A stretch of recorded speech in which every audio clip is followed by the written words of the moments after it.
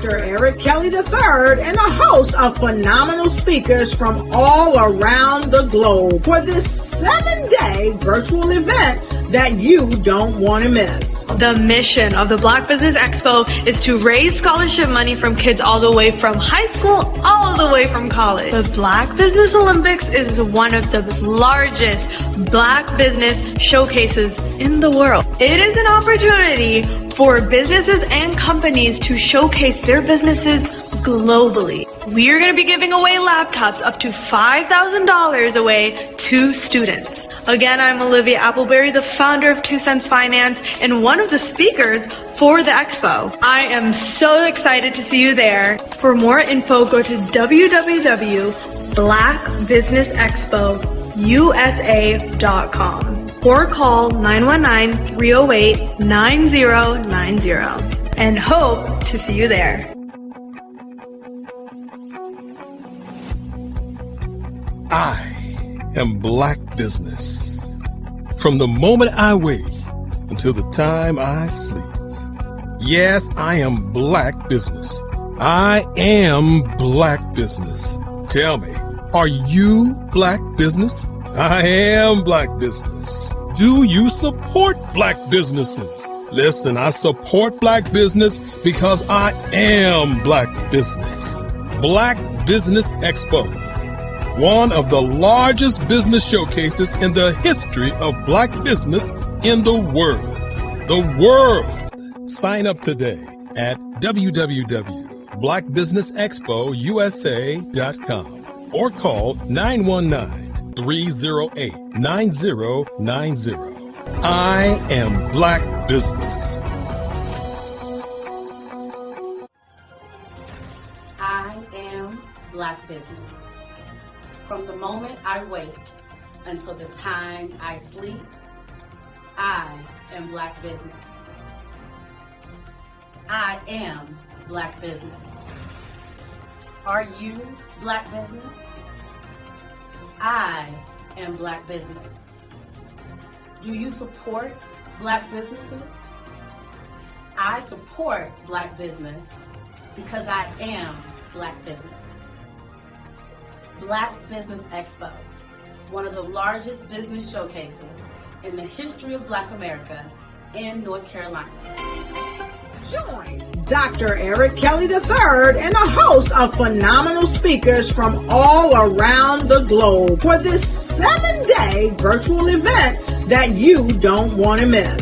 The mission of the Black Business Expo is to raise scholarship money from kids all the way from high school all the way from college. The Black Business Olympics is one of the largest Black business showcases in the world. It is an opportunity for businesses and companies to showcase their businesses globally. We are going to be giving away laptops up to $5,000 away to students. Again, I'm Olivia Appleberry, the founder of 2 Cents Finance and one of the speakers for the expo. I am so excited to see you there. For more info, go to www.blackbusinessexpousa.com or call 919-308-9090 and hope to see you there. I am Black Business.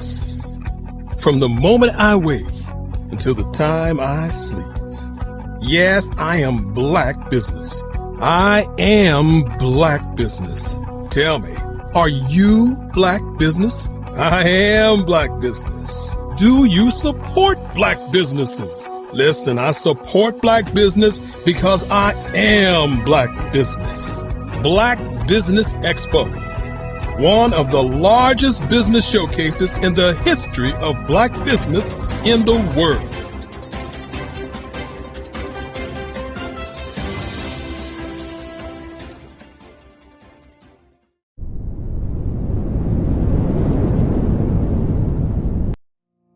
Did you know that approximately 333.34 million businesses exist today, according to a report from 2021. And you may be one of those businesses, or maybe you're not in the business market yet, but you're aspiring to be a business owner.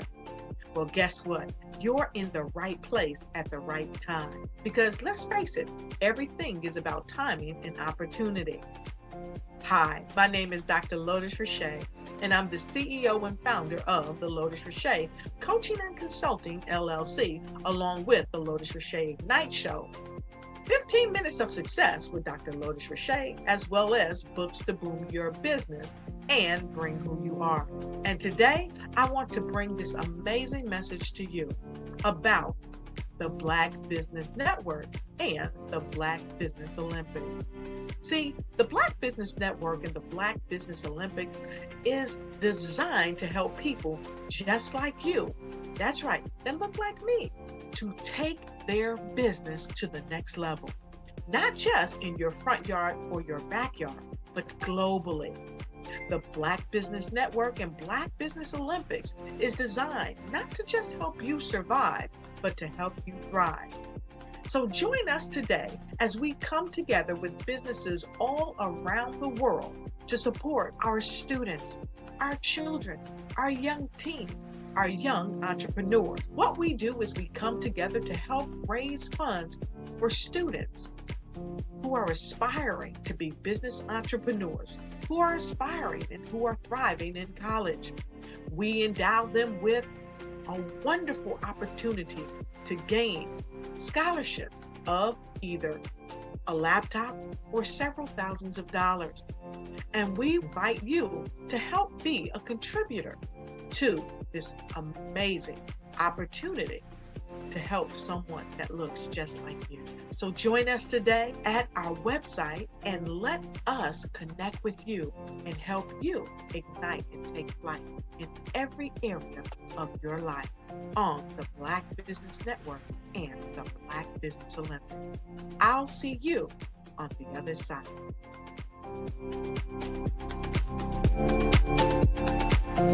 Hello, I am Dr. Eric Kelly III, the visionary strategist and founder of the Black Business Olympics.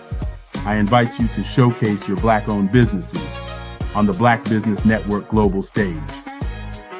The Black Business Olympics is a global Black Business Network platform that propels Black-owned businesses into the international spotlight. By showcasing your business on the Black Business Olympics platform, you can reach a worldwide audience of potential customers, partners, and investors. You can also establish yourself as a thought leader and expert in your field, attract lucrative partnerships, and more speaking engagements. In addition, the Black Business Olympics platform provides a valuable opportunity to connect and collaborate with like-minded entrepreneurs and business professionals from around the world. This can lead to new business opportunities, ideas, and relationships. Finally, by sharing your story and expertise on the Black Business Olympics platform, you can inspire and empower others. This is a powerful way to make a positive impact on the world and leave a lasting legacy. If you are a Black-owned business owner, I encourage you to seize the opportunity to showcase your business on the Black Business Olympics platform. It is a once-in-a-lifetime opportunity to make an indelible mark on the world. Be one of the 1,000 visionary entrepreneurs who are changing students' lives, shaping industries, and leaving an unforgettable legacy for their families. Unleash your voice on our global stage and watch your business thrive. Black Business Olympics is one of the largest Black business showcases in the history of Black business in the world. Yes, the entire world. Just give me a call today at 919-308-9090.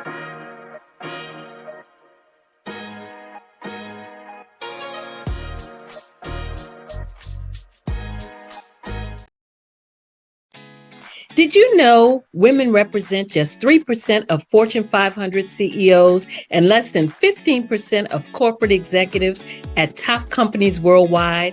Have you wondered what the secrets are to getting into the top ranks, whether in the private or public sector? Do you want to figure out how to stop being held back in your career or passed over for promotion? Then you're in the right place. Hi, I'm Dr. Madeline Ann Lewis, President and CEO of the Executive Women's Success Institute. I have decades of experience in the military, the federal government, and corporate America, and my mission is to help women succeed and tap into their full potential. I want to reach 1 million plus women around the world to become the leaders they are meant to be. So if you want to move into a management or executive level position, or maybe you are a female veteran transitioning out of the military into business entrepreneurship, then reach out to the Executive Women's Success Institute at 301-693-3284. Let us get you on the fast track to success.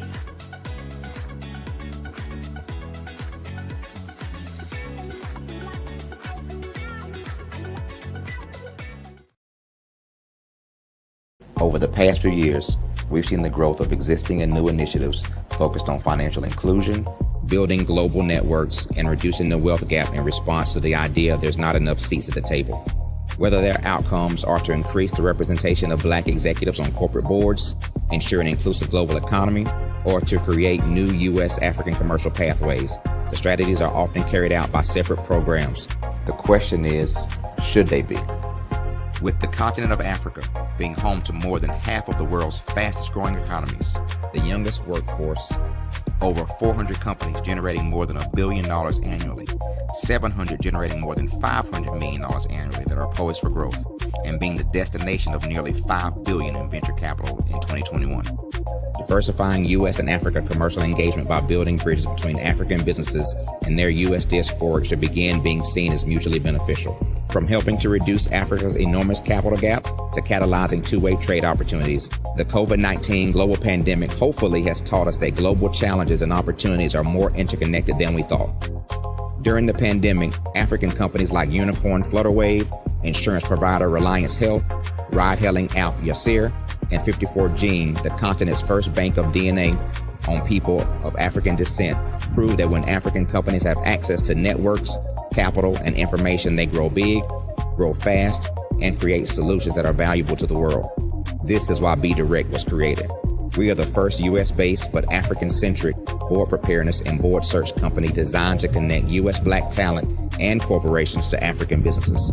Unique and fundamental to Be Direct's success is our process of helping board candidates adapt their experience and networks to an African context before they're connected to high-growth companies that are looking to locally and globally scale. From our focus groups with African business execs and government leaders, we don't ignore the sentiment that business is easy, but people are hard. Having a pool of board candidates with hard-to-access networks and extensive experience across the business life cycle, including successfully raising capital, is table stakes for an initiative like this. So yes, we have that. But corporate or entrepreneurial success in the U.S. does not guarantee success in Africa. Developed alongside industry partners on the continent, our training program, Be Direct Prep, is designed to transpose their experience to create cultural comfort, understanding, and a commitment to helping businesses in Africa scale. Our board governance sessions are African, continental, and country-specific, integrated with cultural awareness and dexterity training, masterclasses led by African industry execs, and mentoring and coaching from African continental-based facilitators. But even more unique to Be Direct Prep, we cap off our training program with an immersion trip to help candidates that have not been to Africa before see and feel Africa's complexity and opportunity from African soil. We all know traditional network-based board placement has historically left a lot of us out of ever really being in the paid board pipeline. Our strategy supports the work of many great organizations that are successfully filling seats at U.S. board tables by creating more tables for those that are still left on the sideline. It's time to start seeing the role and value of U.S. Black talent and businesses on the continent of Africa differently. Old perceptions and habits limit economic inclusion. Let's transition Black talent and the African businesses they will support from the periphery of the global economy to its core. Living in a global lockdown, we all know now how fast local and global economies can change, and see the value of having businesses that hire, strengthen local value chains, and even grow globally. Status quo in any form holds back progress. We must democratize U.S.-Africa commercial engagement by socially and economically connecting cultures that have long been disconnected. It's time for Africa's U.S. diaspora to redefine their global value by helping African businesses scale continentally and globally.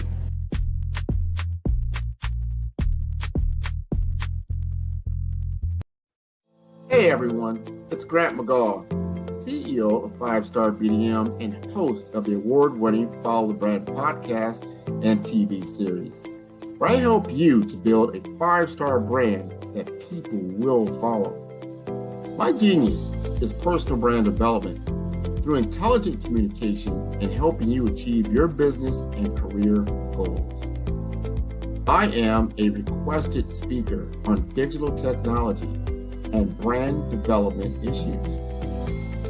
I want to work with you to increase the value of your current opportunities while attracting new ones. Every one of you is unique, and we all share challenges that can be addressed through smart branding. As a super connector, I work with you as an executive coach to guide you along the complicated business and career development road, providing the enhancement tools and information you need to succeed. Together, I will help you succeed in today's challenging business climate. I will evaluate and measure your progress. Best of all, I am right alongside you every step of the way. Build the brand called you. Genius is coming. Phenomenal Tanya T. Wise, who is here from the great state of Maryland. Tanya, welcome and thank you for being with us today. Can you indulge our audience a little bit and tell them just a little bit more about who you are and what it is that you do? Well, I love being able to talk to people and have a magnetic attitude, being able to just show them. So I always like to say, level up is Coach at Tanya T. Wise here. So can you tell our audience, just give them a teaser about what your presentation will be about? So my philosophy is that we should all be living our dream life. So tomorrow I'm going to talk about how you start living your dream life. What are some of the things that you thought about in your childhood that you just kind of let go and dormant? Wow. And I want to reignite that and just give you some pointers and some tips, some tools, some strategies to be able to start living your best life now. And guess what, Rhonda? And leave an inheritance for your legacy. Oh my goodness. Okay, I know that's resonating with a lot of people. I've heard that you have a dynamic coaching program. Can you tell us a little bit more about that? Absolutely. So our coaching program help people that have the lack of time, that lack strategies, and lack the confidence to go after their dream life. So we help them implement tools, we help them implement strategies, as well as give them resources so that they can live their best life now and leave that inheritance. Wow. Oh, I love that. I love the leave the inheritance part. Listen, you are dropping some major nuggets, and I know a lot of what you're saying is resonating with a lot of people, but I think we're all curious. How did you even make this transition into the speaking and coaching arena? What's the story behind this? So I started out in finance, and I realized that a lot of people don't necessarily go after their dream life because of the lack of finances or the education behind finances. But it wasn't until I lost my firstborn, my only son, that life changed for me.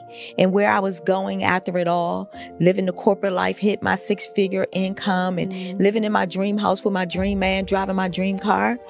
I nearly lost it all when I lost my son. And so I realized it only takes one financial catastrophe that can change your entire life.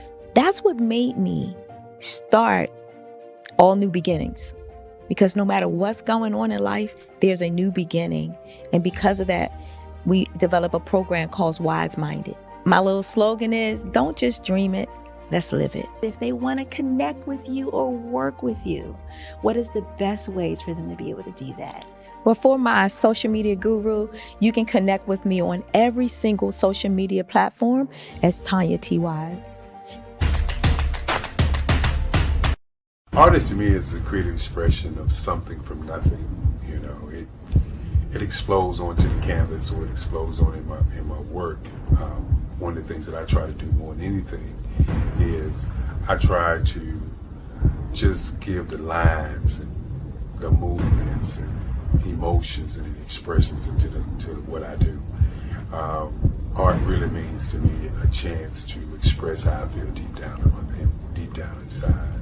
Most of my art begins as a thought that I might have, you know, whether it's sports, whether it's history, whether it's a woman or a man. It pretty much starts as an idea of thought before I get into the actual image of what I'm going to draw. I do a lot of historical pieces. I was a history minor in college, and I love to do history pieces. And a lot of times I'm thinking about history, and then I try to make that history impact you as you look at it. That's one of the reasons I do pictures so large. People ask me, why do I do the pictures so big? And I tell them, I want the piece to impact them as they're looking at it, to kind of dominate them, to dominate their space. And most of my pieces I try to do off page. I don't try to do anything that's going to be in those four corners or in a square. And I want your imagination to be a part of the piece that you're looking at.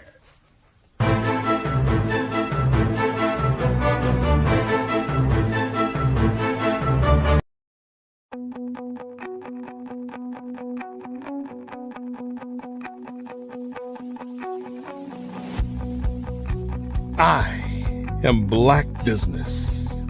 From the moment I wake until the time I sleep. Yes, I am Black Business. I am Black Business. Tell me, are you Black Business? I am Black Business. Do you support Black businesses? Listen, I support Black business because I am Black Business. Black Business Expo, one of the largest business showcases in the history of Black business in the world. The world! Sign up today at www.blackbusinessexpousa.com or call 919-308-9090. I am Black Business.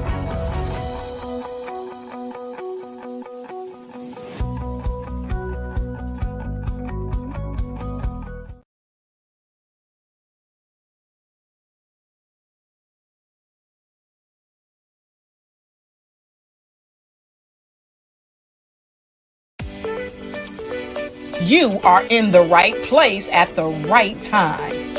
The Black Business Network opens again for its Black Business Olympics, a 24/7 broadcast on business, strategies, global branding, social media marketing, finance, advertisement, and much, much more.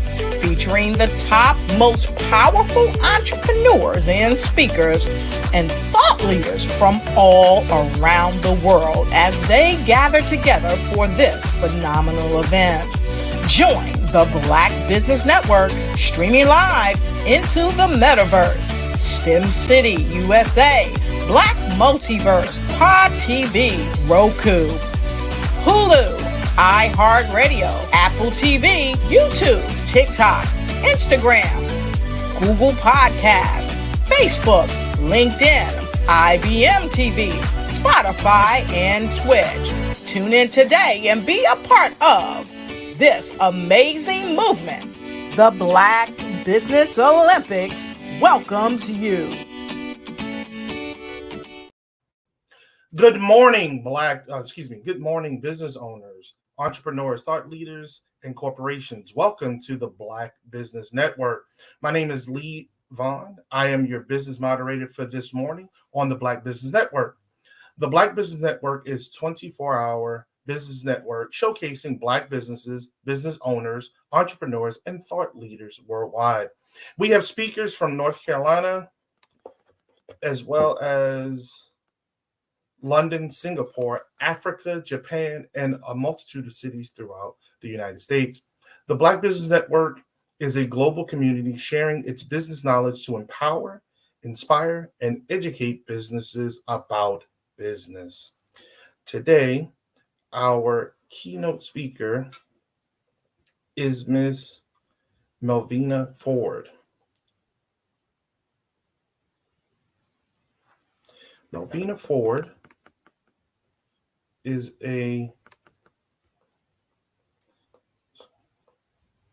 sorry, ladies and gentlemen.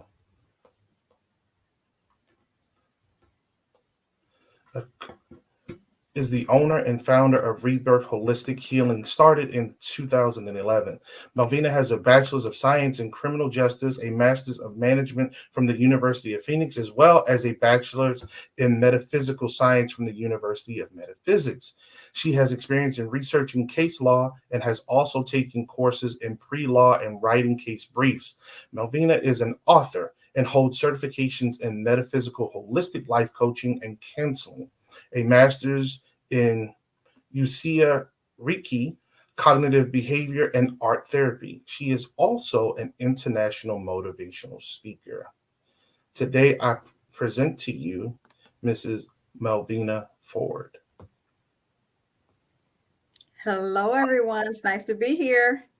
Morning. How are you? I'm great. Great to be here. Thank you very much. Thank you for joining us.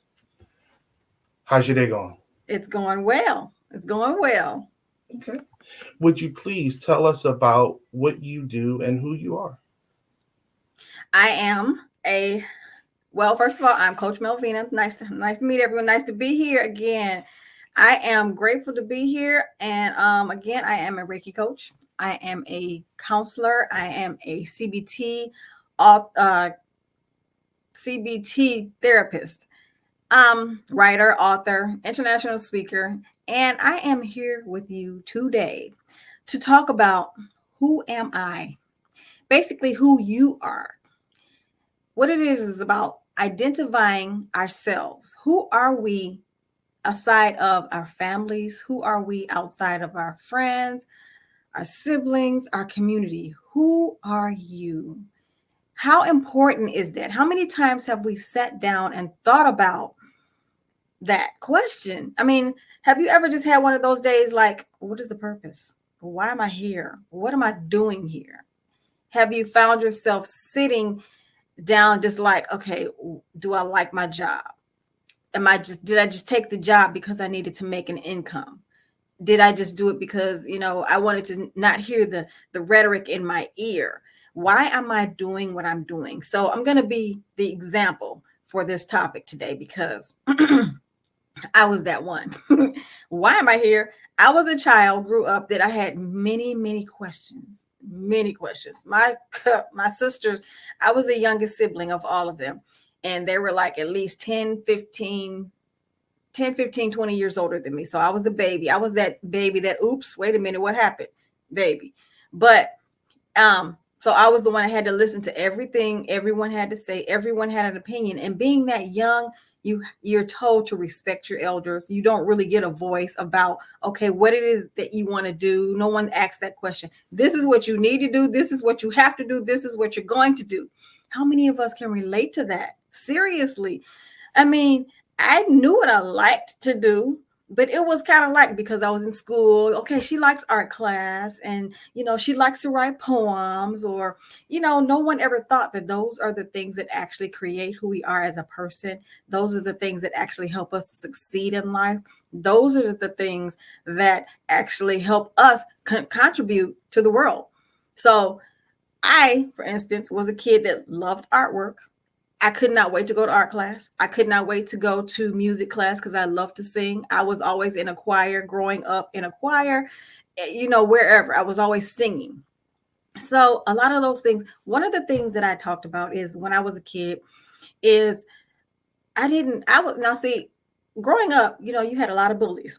Bullying back then was totally different from then, than it is now, where, kids played together. Next thing you know, we were fighting. Weird. But anyway, I was that child that, I got bullied a lot. It's okay because I survived and I'm thankful. But I was also that child that where even the kids that wanted to bully me were the ones that actually, when they didn't have anyone around, they were also the ones that talked to me. I didn't know. I didn't ask the question. I didn't ask them to come and sit down and have a conversation. I'm just a kid. So in odd moments, they would just come individually on their own without the crowd again and just tell me their life story. I'm 8 years old. What do I know but for some reason, they felt comfortable to talk to me about it when no one else was around.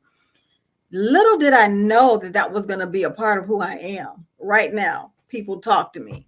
The space, even at my job, my current day job, literally where I'm just, well, I'm not going to say just, I am, my roles there are facility manager and receptionist. So my reception desk is huge. It's like one counter here and another counter. So I have this huge space, but for some reason, people, it's almost like a bar. When you go to the bar, bartenders up there and everyone goes to the bar and they talk to the bar about their life. Just like the hairdressers, you go to the salon, everyone's talking about their life story, or the barber.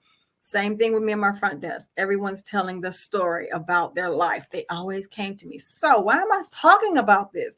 I'm saying this because these are the things that shaped me, who I was, but those are also the things that I never knew in my life that I was supposed to be leaning into to help me become successful in life. And that would impact not only myself, but also help impact other people. It took me, how old am I today? 56, 55, I'll be 56. And it took me to get to this age. Now, mind you, I was, again, the youngest. So I was forced to go to school, college when I wasn't ready. It's okay. Not angry anymore. Got over it. But it took me to get to this age to understand that everything that I went through during those times helped me to be who I am now. It shaped who I am. Do we want to go through those things? Nope, not at all. No one ever wants to grow up and say, I want to be bullied when I grow up. And then I'll think about being an artist or a writer or a dancer. All those things came out of me through my life experiences. I learned how to write. I learned how to enjoy singing. So now I'm not in a choir or anything. I sing to myself. I sing because it gives me joy. Some of the things that I am an artist. I do produce a lot of different things in various ways. And see this here, right here, I did that. I do art parties. So a lot of these things, again, they shaped who I am. So I just kind of like implemented them in different ways. So I'm coming to you because I want you to go back to the age of awareness. When you were a child, what did you like to do? Whether it was in school, whether it was at home, whether it was, just out in the community, what piqued your interest and gave you that little excitement that I want to do that when I grow up. I want to do that. I just, for some reason you can't stop thinking about it. What did you want to do? This is one of the classes that I teach. Who am I? That's one of my first classes. It's an 8-week class. And I hone in on everyone's. What we need to do is peel away from the onion. Take away all the things that everyone has put on you. Now onions are kind of, they're layered. When you cut the onion, you see several layers until you get to the core. The core is who you truly are. So that's why I teach this class, because I had to go through it on my own. I did a self-healing for myself. I had to go through the whole process of the dark night of the soul. I had to go through the whole process of why am I here? What's the purpose of my life? Who am I? Do I believe in everything that my family says? Do I believe in everything that they believe? One thing I want us to understand is we love our families. You're supposed to. You should if you don't. But if you don't, find a reason why you should. But what I'm trying to say is everything that mom and dad says does not necessarily mean you have to walk that path. They tell you because they want you to have the best for your life. But just because they did it and just because they believe it doesn't mean you have to follow the same path. Ask questions. Maybe they don't have the answers. Maybe they can't answer the questions for you. Find someone else. Do the research yourself. Go to the library. You're a kid. I love to read. I went to the library. I did things that make me happy. But one thing I will say I was blessed with is my dad raised me because my mom passed away when I was 3. He literally raised me on his own. But the one thing I will say is he kept me in the arts. If he saw that I liked dancing, he made sure I was in a dance class. If he saw that I liked writing, he made sure I was in a writing class. I went to an art class. from school. They literally came and got me from school. I had no idea. And I'm like, where am I going and why am I going? But I went to an art class because I submitted an art. If you guys remember a long, long time ago in those magazines, in the back of it, they would have this little turtle or something, and you would like have to draw it and then you submit it and get into the contest. I had to do that. I didn't have to. Actually, I just did it on my own. You know, you're a kid. Let me see if I can do this. So I did it. Next thing I know, I was being pulled out of class to go to this art school for a day. It was amazing, so amazing. But that was a part of me that I shut down just growing up because of the life challenges, which is why we need to always look and never forget those things at the age of awareness. What gave you that excitement? What gave you the passion? What keeps you up at night that you just can't even stop doing until you just pass out and go to sleep? You have no choice. Age of awareness. What creates you? What, one more thing, our family life, not even our family life, but go back. What just happened? Are you serious? Oh God. Oh my God. Oh my God. You are in the right place at the right time. The Black Business Network opens again for its Black Business Olympics, a 24/7 broadcast on business, strategies, global branding, social media marketing, finance, advertisement, and much, much more. Featuring the top, most powerful entrepreneurs and speakers and thought leaders from all around the world as they gather together for this phenomenal event.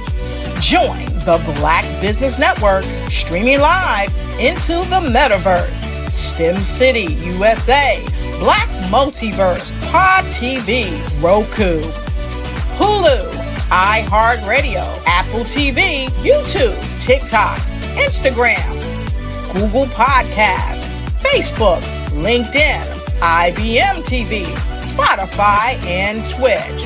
Tune in today and be a part of this amazing movement. The Black Business Olympics welcomes you.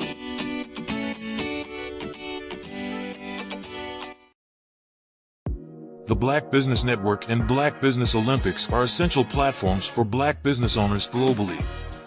They provide the tools and support you need to succeed in today's competitive marketplace.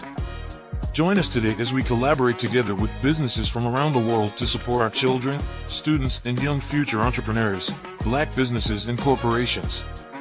We raise funds for students going to college and young entrepreneurs who are aspiring to be business owners, and we invite you to be a contributor today. Visit the website www.blackbusinessexpousa.com to connect with and learn more about how the Black Business Network and Black Business Olympics can help you not only share your amazing business story to businesses, but also serve future generations.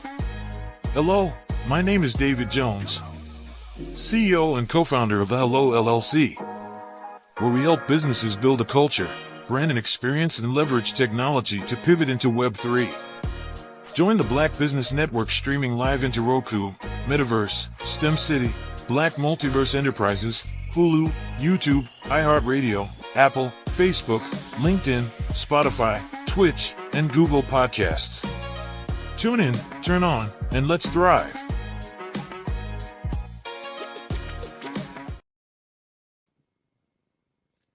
Cultural heritage. What can we learn about cultural heritage? Welcome back. Cultural heritage. No matter where you are and where you come from, we have our cultural heritage to lean on, to guide us. What do we learn? Now, that's one thing that we can actually learn from and grow from, because what did our ancestors like to do? What type of music did they listen to? What kind of backgrounds? You can learn those things actually from your grandparents. Your parents may have some of those things, but your grandparents, they can tell you a lot about your cultural heritage. What type of foods?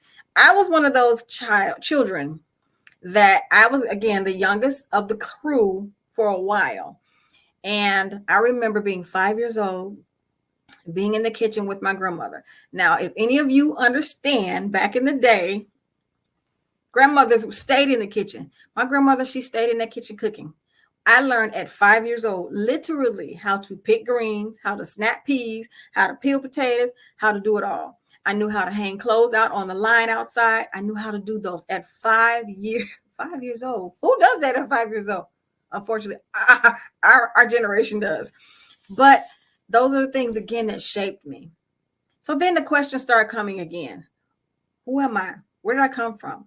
Curiosity is a part of our lives. It's always going to be a part of who we are. So in the culture that we're in, especially the Black culture, we're always wondering, where do we come from? Where's my lineage? A lot of us are starting to get to that point where we're doing that. We're starting to do the research to find out where's our background. It could be, you could be a part of the African culture. You could be a part of the indigenous culture, which is, sometimes a crossover from what I'm understanding. But what is the background of those things? That may actually help you to figure out who you are and what really jumps out at you. What intrigues you? What do you feel? Does it excite you to know those things? Does it even make you want to go and visit the other country? Do you want to go visit the pyramids? Do you want to go see what Africa is like? Those are the things that actually help you figure out what your passion is. Who am I outside of what I'm told from the minute I'm born? You have to get up, you have to go to school, you have to get good grades, you have to go to college. From college, you get a degree. From the degree, you go get a good job, and then you get, you have a family, you have a house with a white picket fence. There's the dream job, the dream life. But is that everyone's dream? We know our parents want us to have a successful life. They want us to be either I've lived like this, and I know you understand. They want us to be the doctor. They want us to be the lawyer. They want us to be the high,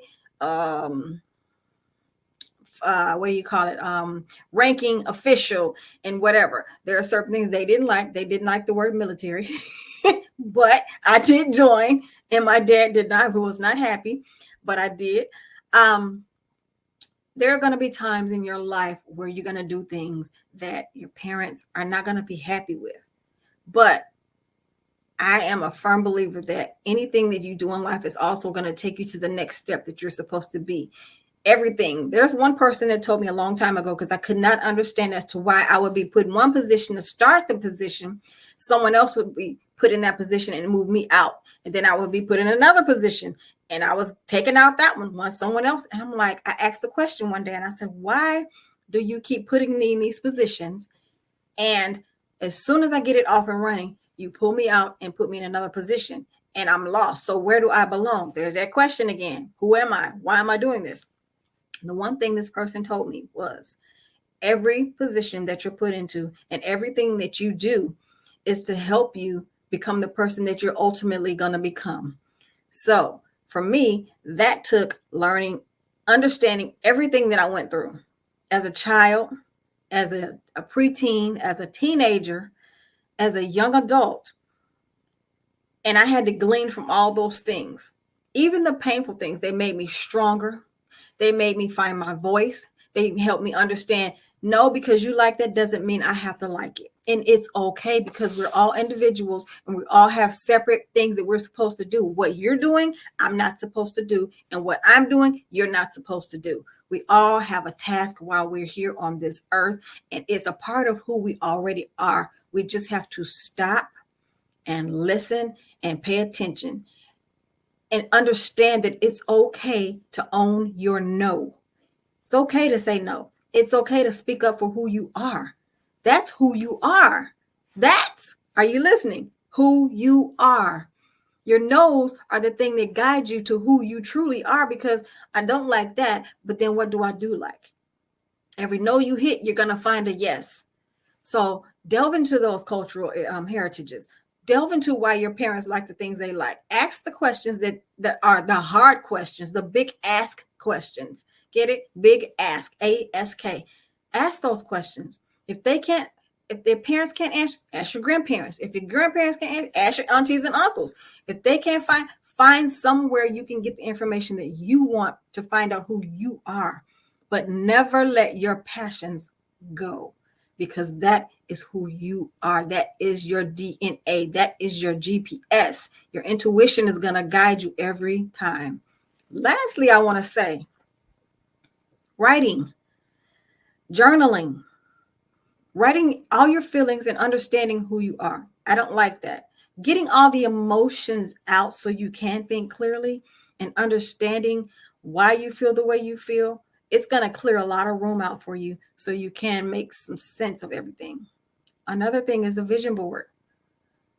Some people think that's kind of crazy, but you know what? I've done like 3 vision boards and then I threw them away. And I'm like, it's kind of corny. I don't want to do this anymore. I did another one. And it's literally in my bedroom, right by my bed. And I look at it, and it's actually the vision of who I am now and who I'm growing to be and the things that I want to do.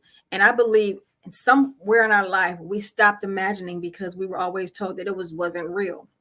But we don't realize the power in imagination. We don't realize the power in speaking. We don't realize the power in feeling. Just imagine when you were a child, you said, I can do whatever you said you can do. You felt it, you closed your eyes, and you thought about it, and you were excited. This is the same thing we need to do as adults, because those are the things that drive us to be who we really want to be and attain the goals that we really are trying to reach. Stop. Take time out. Breathe. Get into that quiet space. Find somewhere quiet. Go outside in nature and walk. Meditate. Everyone thinks that meditation is so hard. It's not hard as we think it. It's not hard as we make it. Some people can't sit still in the quiet. But if you're driving to work with the radio off, or if you're listening to a meditative song or music or something, you're meditating. Get in that space and just think or not think. Clear your head just so you can think. We need time. Everyone needs time and space because we're on this wheel of running around and we can't stop. And next thing you know, we think we're going to get off. Oh, we're back on the wheel again. You are allowed to take that time out for yourself to understand who you are. And don't forget to journal. Do not forget to journal. I can't tell you how many times I've told this to my young students when I was teaching youth in their summer programs. Write it out. I don't care how you feel. I don't care what you think. Get it out. Because if you're holding anything in, you cannot hear clearly. You cannot think clearly. And you cannot focus on where you're supposed to go. Journaling helps. I have a planner. I have 2 planners actually right now where I still have notes that I've written out from something that I've had to learn, I've had to grow from. I take notes as much as possible because it also helps you. Not only the fact that I'm 55 years old, you can't hold it in like you need to, but it helps you so much. These are all the tools that help you to understanding who you are. Visualize. I love this part. Visualizing also comes together with meditation. It comes together with journaling. It comes together with your vision board. All these things, visualizing and dreams, all that is important. We forgot somewhere along the lines to dream. Some of us have. All of us haven't. Your dreams need to be alive. You need to dream big. I know a lot of us have, some people have started off in life in poverty mentality, but you don't have to. Dream big. And some people are scared to dream. It's okay to dream big. If you want the big car or big house with the big car, go ahead and get it. There's nothing wrong with it. And some of us are afraid to dream big. Some of us are afraid because the dream is scary. They don't know how they're going to get it. But there's one thing I understand. If your dream isn't big enough, if it doesn't scare you, it's not big enough then. That's what I really want to let you know. Dream big. Don't be scared to dream big. But if it scares you, that's a good thing because that means it's going to happen. It's attainable. You can do it. You got to believe in yourself. You got to believe that you're just as important as the next rich person that you see driving down the street in a big car. And they might not even be quote unquote as rich as like what we want to say. One of the actors, what's his name? He's a black actor, Bowleg. Everyone loves him. You know who I'm talking about. But he's worked hard. He had a dream and he never stopped. You know, You have boxers out here. You have actors out here. You have dancers out here. You have entertainers out here. You have artists out here. They just went with the passion of their dream. What are you passionate about? What do you love to do? Think about those things. Don't ever stop dreaming it. See yourself painting a mural on a wall if that's what you want to do. See yourself in an art show and it's huge, and people are buying your artwork. I mean, literally buying your artwork. Never negate that your artwork is not good enough for someone else, or that it may be too big and they might not want it, because you never know where that artwork is going to be put. We have like 1,000 million trillion buildings and office spaces that they take artwork and they put it up there and they post it there. And now your artwork is out there for the world to see.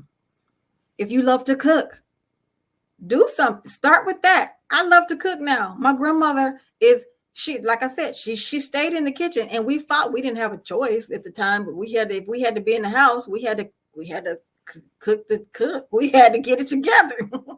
So now I'm to the point where when I look in the kitchen now, I'm like, okay, my grandmother, she knew how to take nothing literally and make it out of something. So when I go into the kitchen now, I can go in there and figure out things. And I know how to measure now without, measuring, using a measuring cup or measuring spoon. I go in there, okay, this tastes right, because I've sampled so many different seasonings over the year. I'm big on curry now. I'm big on turmeric now, seasonings like that. I don't like a lot of it, but those flavors, and I'm big on vegetables now. So, and that's another part of our ancestry. That's another part of our lineage, is we have ancestors from all over, and they use these type of seasonings to flavor the food. When you're a kid, you're thinking like, I just want a piece of chicken. What do you put on chicken? Salt and pepper. You grow to understand there's different ways of flavoring chicken. It's like, I don't want the normal anymore. So I want to share that with you. Grow and be who you need to be. Grow and become that person that you want to be. Try things out. Try new things. Become that best version of you. Let your light shine, and never stop ever letting your light shine, because you are the best person that you could ever be. Believe in yourself. Dream. Continue to dream. Ask questions. Never stop asking questions. Be you.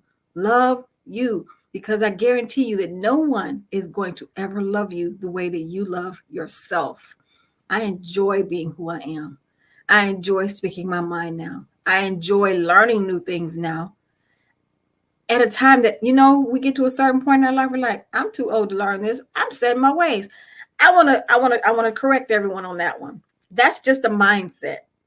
When you sit and say, I'm set in my ways, that means you basically shut out everything, and you've said, I have no energy, no mindset to want to learn anything else ever. I'm done.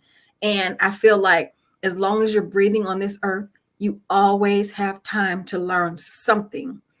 You know who I get a lot of inspiration from? And she's no longer here, Cicely Tyson. She was an inspiration. Even when that woman was acting, I believe she probably acted until she took her last breath, until she couldn't move anymore. She couldn't get up and go as much. But the one scene I remember seeing her in a lot of movies, even one of Tyler Perry's movies, that she's always on this rocking chair at the front of the house on the porch. And she's just rocking back and forth. And she's sitting there, and she's just in this quiet space. And for some reason, I always loved being around elders when they're in that space, because you can hear so much that they're not saying that you can hear what they're saying. And both sides of that is very important, very important. So she's just sitting out on the rocking chair, and she happens to be looking far out, way out, and it's in the country. And if you're listening to the movie and you're paying attention, it's quiet. It's so quiet. And all of a sudden, I find myself like, I want to sit right there where she is. I want to get the information she's getting. And if you're paying attention to your elder at that time, you're going to get more information than you possibly could ever have imagined. I'm like, did she just say that? I used to do this with one auntie. And I would ask her a question because I would come up, we go to our aunties and uncles, especially not our moms and dads, our aunties and uncles, because they listen. Not that our parents don't, but parents are parents. We're going to be parents. We're not listening because we're trying to feed you, trying to clothe you. We're trying to do everything in the world that we can to help you. And we're tired and we're just trying to get the day over with. But grandparents and aunties and uncles, they're listening. And so there was an auntie, I would sit up, go to her house, and I would have all these stressful situations going on. And I'm like, auntie, such and such and such, this happened and that happened. And all of a sudden, she would just be sitting there in her chair in the neighborhood now. And this was in Pontiac, Michigan, so it wasn't in the country, but it was eerily quiet in the neighborhood at that particular time. Every time, it never failed. And I would just sit there, and she would talk about everything in the world except my issue. But by the time I left her house, which was about 4 or 5 hours later, I forgot what the issue was. And all of a sudden, I found some inspiration to do what it is I needed to do for my life. This is innate in all of us. I want you all to know that if you just take time out for yourself, if you just take time out for life, everything will work out perfectly for you. But you have to put on your own oxygen mask first before you put on anyone else's. Now, that's hard for parents, especially because we have to take care of them. We feel like if we don't take care of them first, then who's going to take care of them? Well, it actually does work because that baby's going to be fine. We're not telling you to ignore the child. We're not telling you not to feed the child. We're not telling you not to clothe them. We're just telling you to take time out for you. Because if you aren't there and you're not taken care of, you can't do anything for anyone else anyway. You're like by the wayside. So how can you help your child? And I know a lot of us are like, if you look at it from a plain standpoint, I want my child to breathe and I don't care if I breathe. But if your child is alive, and just picture it, look at the odd scenario of if your child is alive because you've given them an oxygen mask and you're not there. And just imagine if no one else is there to take care of your child. Who's going to take your child? Get what I'm saying? You should always put yourself first. So that's why I'm bringing out, who am I? Who am I outside of my child? Who am I outside of my parents? Who am I outside of my siblings, my community? Who am I? You are the most important person to you. And if you really want to know the truth about it, you're the most important person to us in the world because we are all connected. So without you, there's a part of us missing. And without me, there's a part of you missing. We're all one and we're all in this together. And if we all can look at each other's gifts and talents and abilities, just imagine how big this can get. I love you all. And I can talk about this forever, because this is who I am. I can talk about this all the time. I want to bring another point about if I have time, but if I don't, it's okay. We're just going to go ahead and roll with it. Women, we are, and this is just me. There is something that I learned a long time ago with women. There was a woman that said one time, when women get together, the atmosphere changes. I sat and thought about what she said. And this is not to discount my brothers or the men. It's not. It's just a different way of looking at things. There's no right and there's no wrong. There's just a total different way of looking at the whole scenario. But when she said that women, when we get together, the atmosphere changes, I felt that. Now I'm going to bring you to a movie really quick. If you all have looked at it, and I think it was called Beloved. And it was at the end of the movie where the woman that they were trying to help, they got together. And that's why I love when she said that. They got together and they were, chanting and doing whatever they were doing and, singing and hymning. And it was just this movement of women all together, believing in this one, whatever they were trying to take care of for this woman. They really believed that they wanted to help her. And they did. It was just the fact that they came together and you could feel it. Thank you, Miss Ford. We appreciate that, all that great information. I tell you, genius is coming, and I'll see you on the other side. Thank you. I am a child of the Most High God. He has gifted me in ways that I could not even imagine and didn't know.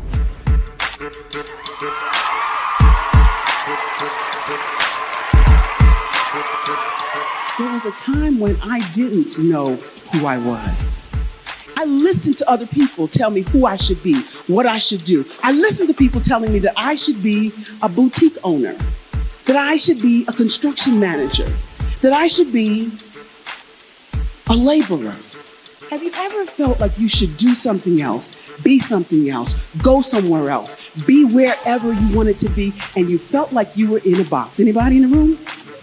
And you couldn't get out. Anybody in the room? And you kept trying to go and you couldn't get out. Anybody in the room? But let me tell you, you need to rock the box. Rock the box.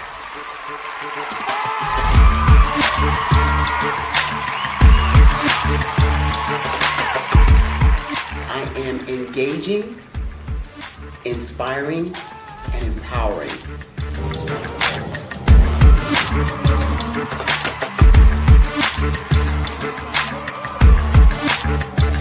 I would give you everything I know. Just by touching you, if I could, by osmosis, give you every single thing I've learned, I've gone through, I know I would. We know that's not possible, but as it is possible, I love to share information with people. Some of you out there, people have told you that you can't be, you can't have, you can't do. But I will tell you, like Kingston said, you can, you must, and you will. If it's to be, it's going to be me. You got to say it. If it's to be, it's going to be. If it's to be, it's going to be. If it's to be, it's going to be.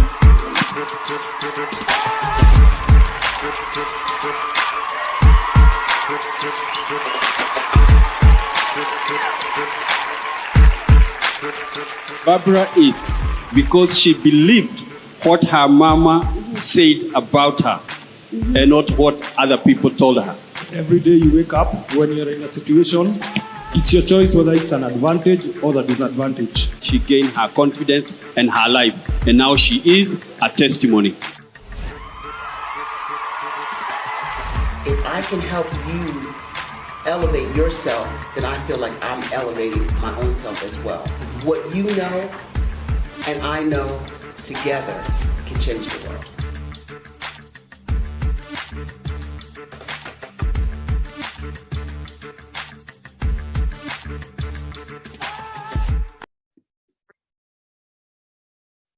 Hello, I'm Dr. Madeline Ann Lewis, President and CEO of the Executive Women's Success Institute. And my genius is helping women accelerate the path to success. You know, I was blessed to have strong women in my life who encouraged, motivated, and pushed me to do my best and to never even think about giving up on my dreams. So I say to women, we must show up to rise up. We have talents and potential, but who will see them if we don't speak up and get noticed? I know that women are a tremendous resource on this planet, and there is nothing more fulfilling than helping a woman tap into her full potential. I do this because I want to be a part of helping as many women as I can to show up, to rise up. I do this because genius is common.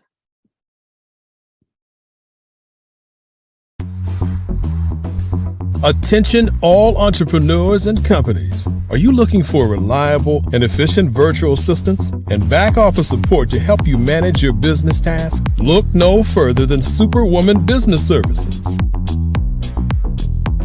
Our team of virtual assistants provides a full range of administrative support services, including operations management, social media marketing, and much more. We also offer website design services to help you create a professional.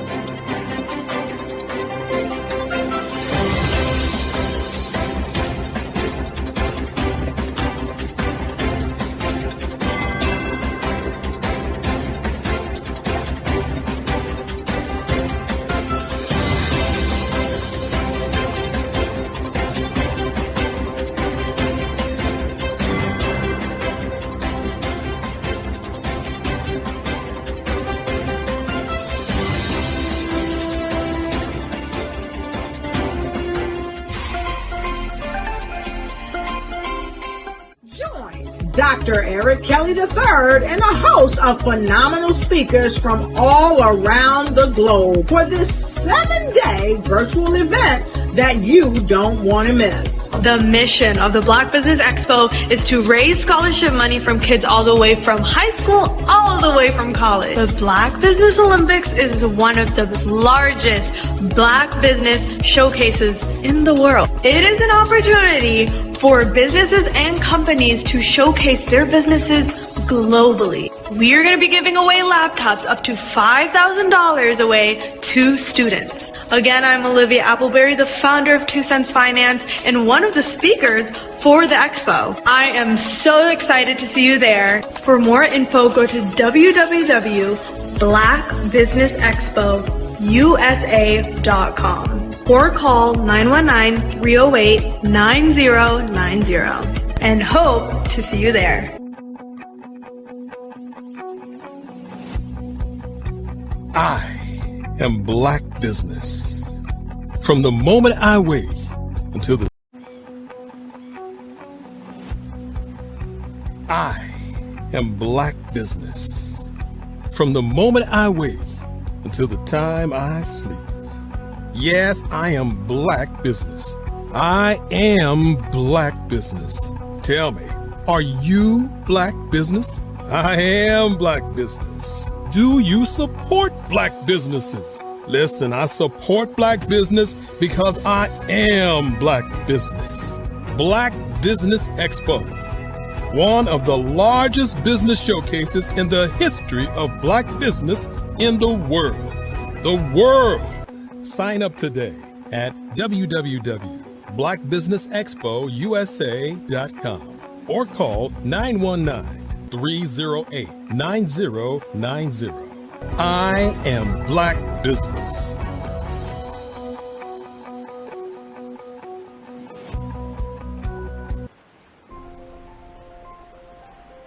What if you could build your own city? A place where every child can find nurturing people to help them achieve their full potential. A place where every adult can access job training support, where health education is abundant, where social justice ruled the land, a place without limitations. Welcome.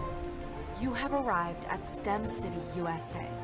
It is what every city should be, a safe and trusted community where you find people and resources to help you become everything you are and beyond. STEM City is unlike anything you have ever experienced. It is a digital twin of the world around you, only better. STEM City is about energy and soul renewal. It is more than a digital world. You can almost feel the power of live cultural events, music, and theater. STEM City promises a better future for children with caring mentors and hands-on activities with dedicated tutors to support our youth. STEM City is your passport to a healthy lifestyle with weekly events addressing our community's many issues. STEM City is your financial well-being with helpful information on wealth management, career advancement, job training, and so much more. STEM City is the community you deserve. It is the city where your dreams can come true.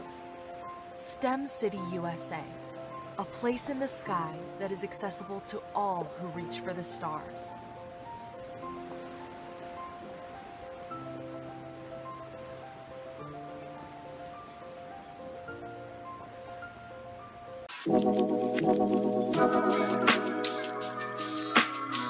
The African company and the African CEO is making a conscious decision to bring on someone external to the continent versus bringing on someone who is from Ghana or Kenya or South Africa.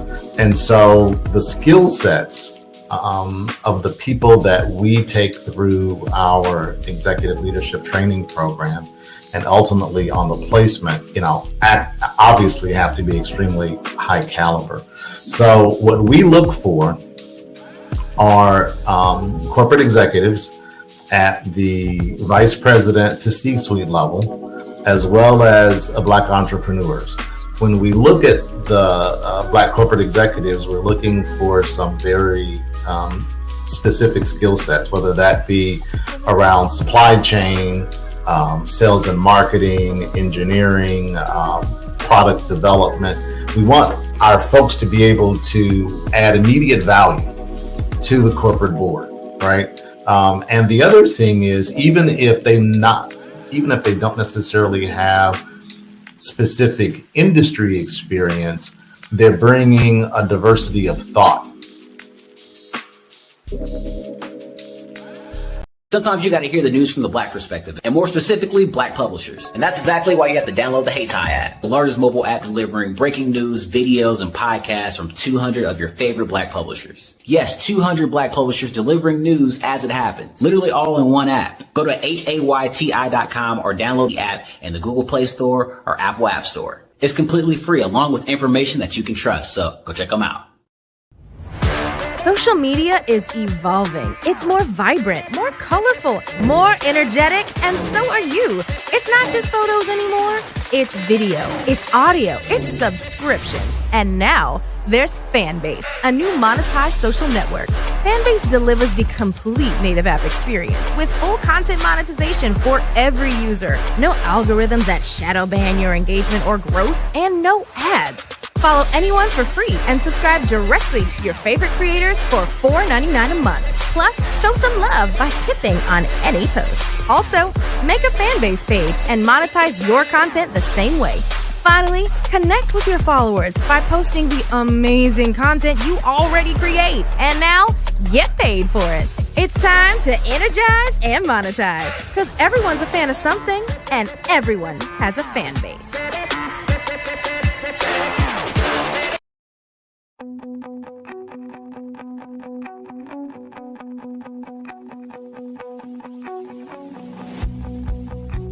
I am Black Business. From the moment I wake until the time I sleep. Yes, I am Black Business. I am Black Business. Tell me, are you Black Business? I am Black Business. Do you support Black businesses? Listen, I support Black business because I am Black Business. Black Business Expo, one of the largest business showcases in the history of Black business in the world. The world! Sign up today at www.blackbusinessexpousa.com or call 919-308-9090. I am Black Business.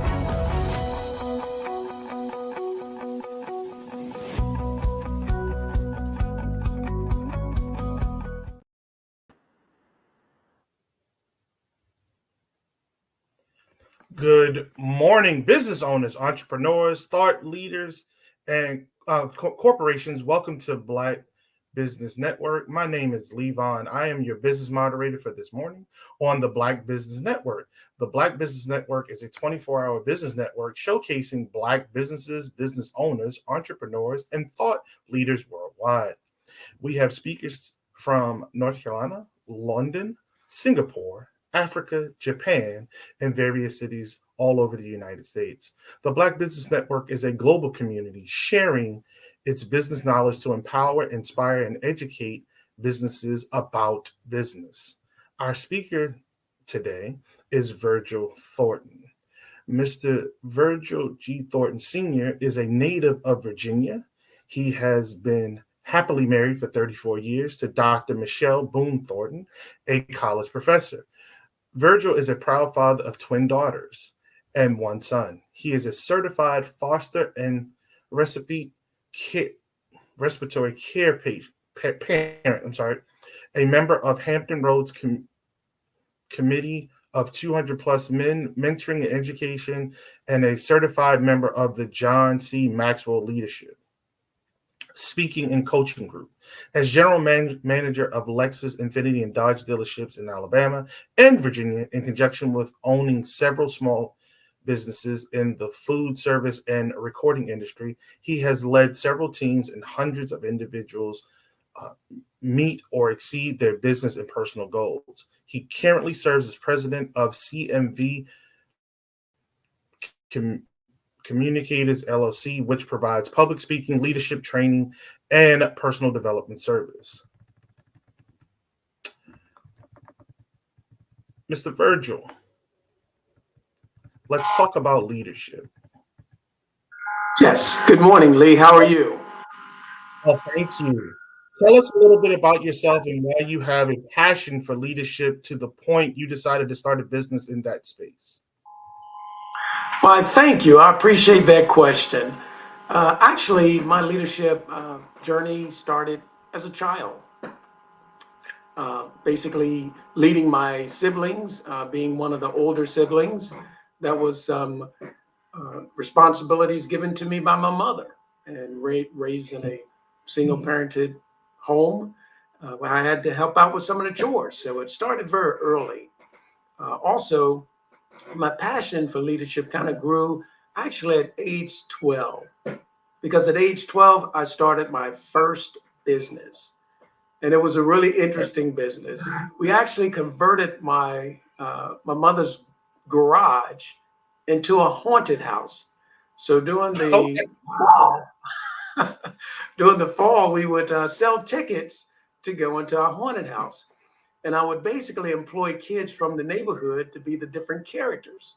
So that was kind of my first dabbling with business as well as leadership. And during the off season of the haunted house, we actually had it converted into a convenience store.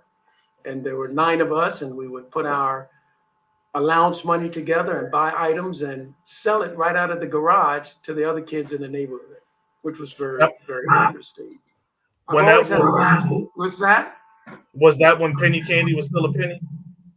That was when 2 for a penny candy and also 2 for a penny cookies. I'm dating myself. Born in 61. We're dating ourselves, sir. Exactly, when $1 was really worth $1.50. So it was really a good time. You could buy a lot of things with that. So I enjoyed that quite a bit, and I'm quite sure a lot of people started little businesses as kids and that sort of thing. But that business really grew to the point when we went to school. There was actually busloads of kids, once the word got out, that actually came to our block to go through that little haunted house in our garage. I thought that was pretty neat. From there, of course, I decided to get into business also with the entertainment industry, the food service industry, just dabbling in business and that sort of thing. But with CMV Communicators, this is our family business. And of course, we have our value proposition with our business now is a multi-generational platform of leadership. I have, as you stated, I have 2 daughters and a son, and of course, my wife and I. And we're in the baby boomers 2 phase of my wife and I, as far as generation. My kids, my son would be a Generation Z, and my daughters, my twin daughters, they will be Generation Millennials. So when we approach leadership, we approach it from a multi-generational facet. And that way we can relate to a lot of different people. And the same thing with my background and some of the members of my executive coaching team. We actually do coaching in the real estate industry, the food industry, the entertainment industry, the automotive industry. So we get to deal with a lot of different mindsets as far as people and different walks of life. So that's in a nutshell as far as my background with leadership and my passion for leadership. Our tagline is that total engagement establishes your true potential. How do you define leadership? That's a very good question. There's a lot of definitions out there. I've come across one that I really believe in and embrace. As far as keeping it simple, leadership is influence. We can have all these long definitions, but it just comes down to influence.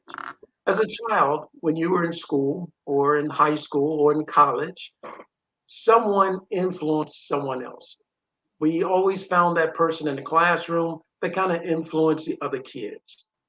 And influence actually is just our ability to persuade others. So when we persuade others, that makes us a leader. Because if you notice, what's that? I'm sorry. I didn't mean to cut you off. Oh yeah, because if we can persuade others, then we have followers. And if we don't have followers, my mentor, John C. Maxwell, said, if you have no followers, then you're pretty much just going for a long walk because no one is following you. Then you're not a leader. Are leaders born or developed? Very interesting. I used to think about that when I was much younger, and of course, seeing different persons in school and how they led other people in different clubs and things of that nature. And they had this charismatic characteristic about them. And I was like, wow, were they born with that?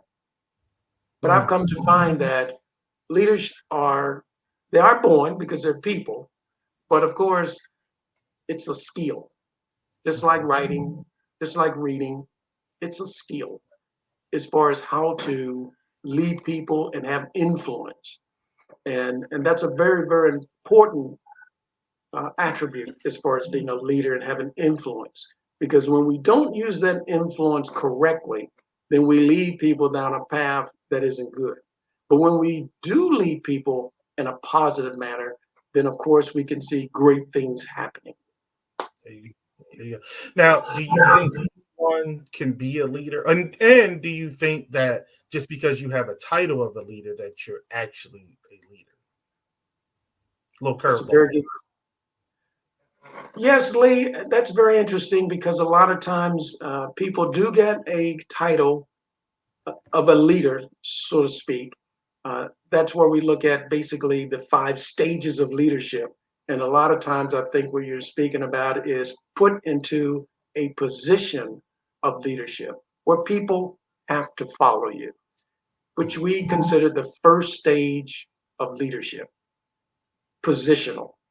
Okay, now you're the supervisor. I'm going to promote you to the manager. So you're put in a position where the other persons on your team must follow you, or they might get off the team and have to follow someone else. But that is the first level. And unfortunately, we find with our training that most managers, supervisors, they're put in a position of leadership, and that's pretty much where they stay. But there are 4 other levels of leadership that we try and should aspire to get to. What are the characteristics of a good leader? Honesty is one of the greatest characteristics of a good leader. If we looked at the military, and if the followers can't believe and trust in their leadership, especially when they're going to put their lives on the line, then there's going to be chaos. So there must be integrity, there must be honesty, and then also that leader must have the best interests of their followers at heart. John Paul Getty once said that if you help one of the richest men in the world in history, that if you help enough people get what they want, then you'll get what you want. So it's about really serving others. And of course, we know of a great leader that came to this planet. And of course, he was about serving others. Being a leader is being a servant. And that is a great attribute as a leader, because our followers, they don't care about how much we know until they first know how much we care. And then we can get the best out of them, and we can help them become a better version of themselves. So those are great attributes to have as an effective leader. What makes one person a good leader and another a bad leader in your opinion?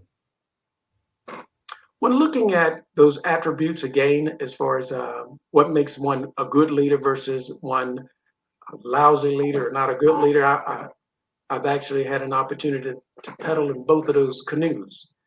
I wasn't a very good leader, When I got my first stage of leadership, positional leader, I knew nothing about what it really was. So I did things that other people would do, and I basically embraced the level of authoritative leader. I tell you what to do, and you need to do what I tell you to do. Or, of course, there's always that threat of you get fired, which isn't a good attribute as a leader. People just follow you. They'll do just enough to get by so that you don't fire them. And you're not really getting their best. They're not really engaged, and they're pretty much just showing up. Gallup survey says that 80% of the people that go to a job don't like what they're necessarily doing, but a lot of that has to do with their leadership, because people don't generally leave companies, they leave their bosses. And if that boss isn't a good boss, isn't a good leader, then of course you're going to have turnover. And retention is expensive because of training, but that's another direction.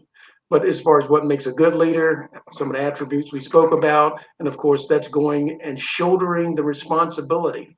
A lot of times our leadership, unfortunately, when we don't see good leadership, is I do my job, you do your job, I'm the leader, and I get on your back about you not doing your job, versus finding out, hey, why can't you do that? Is it too much? Am I putting too much on you? Do I need to send you to more training?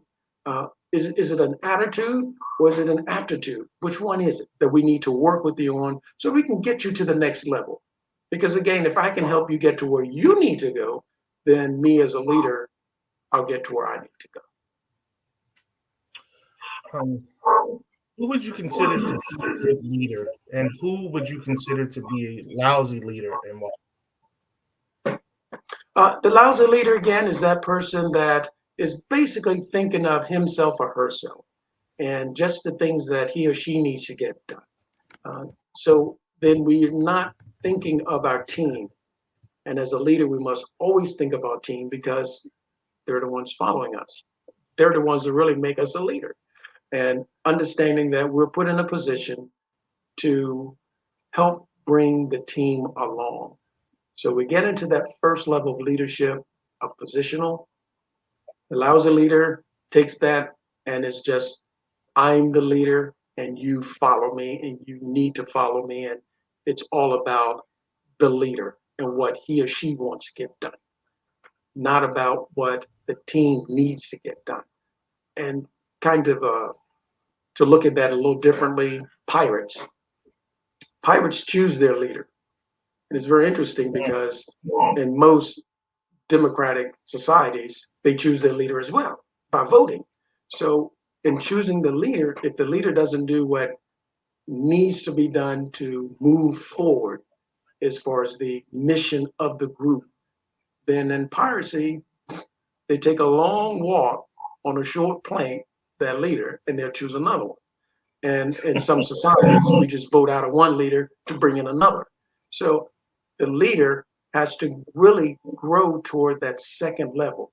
And that second level is the permissional level of leadership. Now I get the permission of my team to be their leader. That's a great sign of a great leader. Dr. Martin Luther King Jr. did it.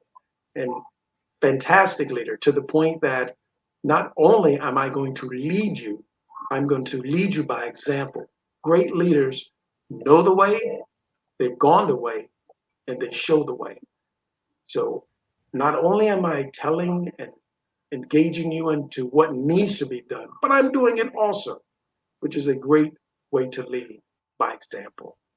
Lousy leaders don't do that. They just tell, do this, do that. And there's nothing wrong with delegating, but understanding as a leader, we have to get down and shoulder responsibility of our followers.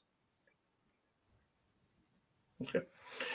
Are there different leadership styles, or does one size fit all? Another great question, Lee. You have some good ones this morning. And yes, in looking at leadership and different leadership styles, just like different personalities, there are different leadership styles. And sometimes we need to integrate some of those styles. For instance, again, if we was on a battlefield or engage in a game, if you're into sports, sometimes there we must embrace the authoritative leader. The authoritative leader is going to direct. He or she is going to tell you what needs to be done, a lot of times because of the sake of time. We don't have a lot of time to discuss what needs to be done. I, the leader, have gone the way. Now I'm showing the way. I need you to do this because of the sake of time. But then there's also the democratic leader. The democratic leader is he or she who's get input from the team. And then we basically decide how we're going to move forward. We're going to, and back to sports again, we're going to call a timeout. We're going to discuss it. Then we're going to come up with our next plan of action. We're going to call a timeout, or we're going to huddle. If you've ever watched football in the US, we're going to huddle and we're going to determine what the play is, and then we're going to go out. And of course, sometimes we need to engage both of those with situational leadership, depending upon what the situation calls for. The situation calls, I don't have a lot of time, so I send in the play. This is what we need to run with. There's no input. It's authoritative. It's almost dictatorship. This is what we need to run with. But then there's other times where, okay, this is what we need to run with, but let's discuss that. And then, of course, we can go in that direction. Dr. Martin Luther King Jr., he actually engaged in the facilitator style of leadership. And in that style of leadership, basically, I give you the information. I let my team come up with some resolutions or solutions, and then we kind of narrow that down to a few things that we need to do to be most effective, the sit-ins and boycotts, and then we move in that direction. And those were also strategically done. We just didn't go out and sit down, and we just didn't stand somewhere. Things were actually organized. So, but it was organized with a team effort. So yes, there are different leadership styles and different members on our team, which is extremely important to the leader. What type of leadership, even you, Lee, what type of leadership would you say you follow the best? And other persons with their personalities, they don't do very well with authoritative leaders. They do much better with dictator leadership style. So then the leader must know what type of style of leadership to get that person to move forward with the mission of the group so that we can get the best version out of that person so they're totally engaged with the mission. You spoke earlier about the permission stage of leadership, and you said there were 5 stages of leadership. What are the 5 stages of leadership? 5 stages of leadership. The 5 stages of leadership, of course, that first level of leadership is going to be the positional level. And again, that's where a person is put into leadership. You get a job and you're going to be the director. You get a job and you're going to be the manager, the supervisor. So the job says you are the leader based on position. Mm-hmm. The second level of leadership is the level that we as a leader work toward. And those are a lot of times our greatest hurdle with some of our clients, and getting them to understand, yes, you need your permission, the permission from your followers to lead them. Because otherwise we go back to the Gallup survey that says 80% of the people are disengaged in their work. Only 20% are engaged. So, and a lot of them are actively disengaged. So they're just showing up versus showing up and looking for something else. So when we get the permission, we're getting to the permission of our followers to lead them. And that's humbling. That's back to leadership as it equates sometimes to religions. And of course, or volunteer groups. Volunteer, I'm not getting paid for this, so why am I going to follow you? So it's about that leader showing their followers that I'm in this with you. It's not me against you or me and you, it's us. That third level of leadership is production. People will follow other people that help them produce. Let's say we're on a football team and we're winning games. We're going to continue to follow that coach. And the same thing with our walks of life and, of course, with business.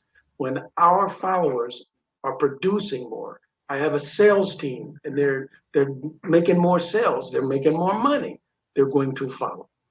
And that production state gets attention pretty quickly because, again, I'm becoming a better version of myself, which actually leads us into the fourth level of leadership, which is people development. When we hire on persons to be part of our company, because they become partners now, and we're going to engage with them, we're going to pour ourselves into those persons on our team because we want them to be the best version of themselves, and of course, forward the mission of the entire company. So when it's people development, how am I a better person because I'm on your team? If I'm on your team for a year, 2 years, 3 years, and my skill sets haven't grown any, then my leadership have let me down. Because if I'm on your team, I should be improving on my personal development. And that personal development doesn't necessarily have to be just production. It's about me as a person. If a person gets on our team, when they lead the team, even when I was managers of dealerships, when they left that team, and if we found that it wasn't a good fit, that was the primary reason, then when you left, your skill set was better than when you came. Because otherwise, you was just hanging out. And me as a leader, that's not a good thing either. So I'm always in the process of developing the team. I'm always in the process of developing myself. Companies should always be in the process of developing their leadership because their leadership is guiding the direction of their company. And whether that company is going to elevate or dissipate and go into the ground, it's based on the leadership. Leadership, of course, helping with their people and developing their people. So when we look at the positional level, and then we gain the next level up to permission, then we get into production, then we get into people development. That fifth level, very few people get to. And in some of my studies, I found that to be the same. And that is the pinnacle level of leadership. People will follow you and die for you because of your leadership, the belief that they have in you. Again, I'll go back to Dr. King. He was that type of a leader. We look at Mother Teresa. She was that type of leader. Not only would she lead by directing or lead by giving the mission and making sure that everybody had the mission, but she would lead by example. She would get up, she would go to the places that needed her in the middle of the night if necessary. There was one story where she was asked by a gentleman and said, "Hey, Mother Teresa, how can I help you?" She said, "You don't need to help me, but if you want to help me, go out about 2, 3 o'clock in the morning to someone who's experiencing homelessness and convince them that their eternal maker, creator, loves them and they're experiencing homelessness. That's how you can help." And she did those types of things. As far as the pinnacle leadership, presidents and kings, some of them never get to that level of leadership. So the 5 levels of leadership that we work with, and we infuse the 3 phases of entrepreneurship with that, is positional level, permission, production, people development, and the pinnacle level. You stole my thunder a little bit because I asked you how impactful did you think leadership was on the organization, and you kind of twirled into that. But if you want to expound on that more, please go because I found in my years that it is critical not only to your department but the organization to have solid leaders and people who believe in leadership. I think a lot of people get into leadership and they get stuck at that position level because of that paycheck.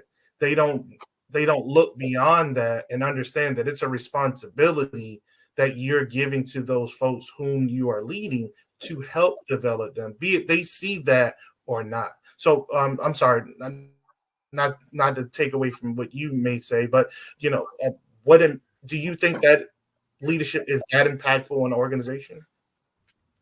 It's extremely impactful to an organization. Two questions I generally ask our clients when I even meet them. One, do you believe that leadership is important to your organization? In my study right now, I get 100% yes. Question number two, if leadership is important and impactful to your organization, how much ongoing leadership training are you investing in? Then, of course, the light bulb goes off and the question mark signs and the exclamation marks and all those kinds of things.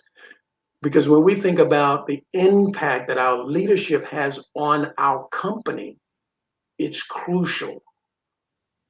We're looking at Jim Collins' Good to Great, a book he wrote as far as a company going from good to great, and in the studies that he did in that. Companies had to grow for 11 straight years or they were not part of the study anymore. That's strong. Not the up and down like the stock market, but it had to have constant growth for 11 straight years. Most people incomes don't grow straight for 11 straight years as far as going upward. Sometimes it goes across and stays there a while.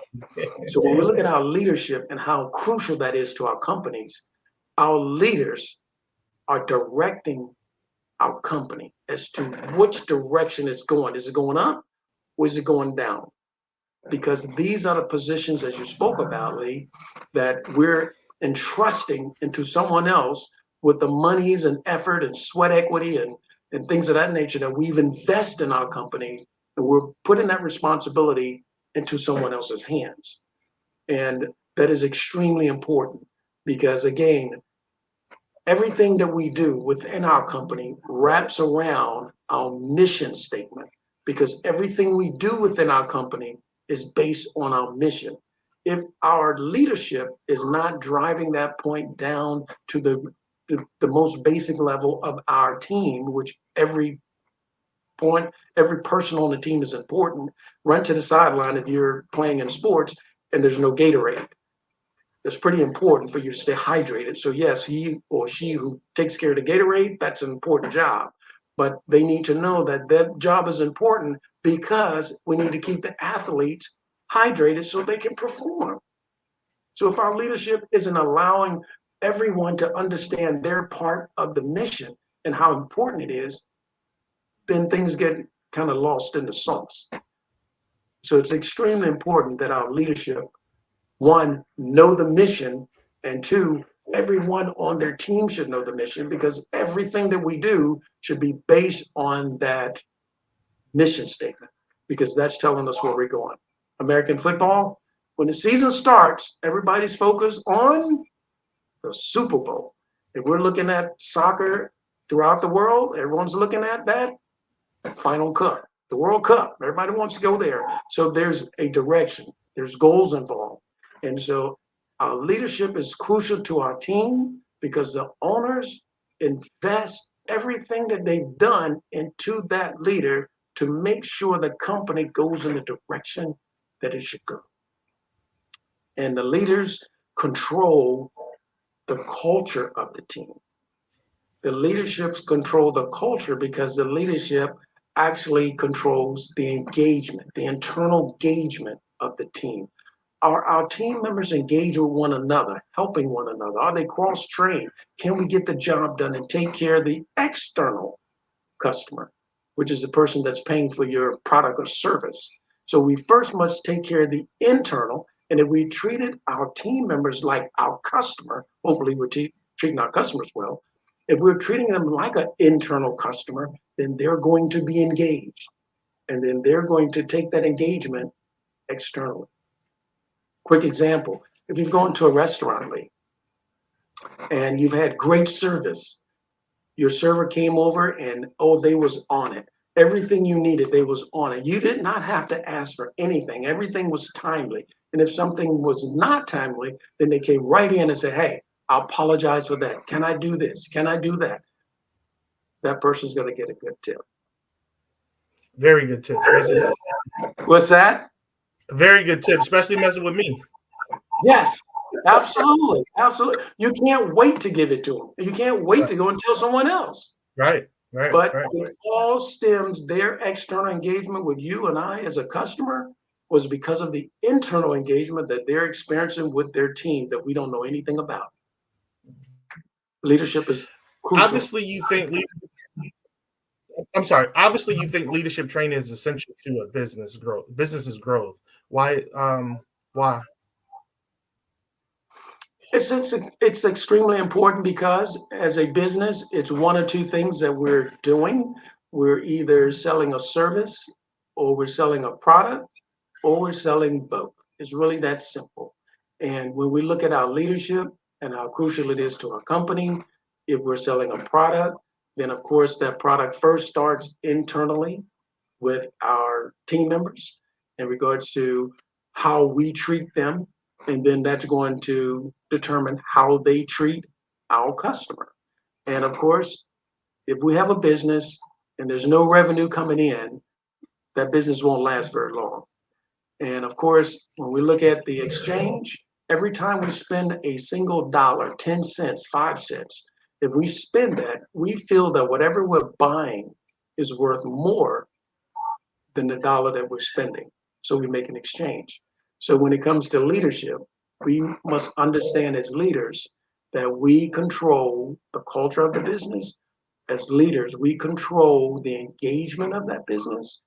We as leaders control our retention within our company, which again, that can be very expensive. You have to bring in new people. We have to train them. We understand that you're going to make mistakes as a new person. Well, we had to bring in another person. There are more mistakes. Bring in another person. There's more mistakes. So then that's get to be very costly. So we want to be efficient, effective leaders because we understand the responsibility we have to the company we work for, or even if it's our own company, that we have in regards to bringing in revenue and satisfying our customer. It's not just, and everybody wants to please their customer.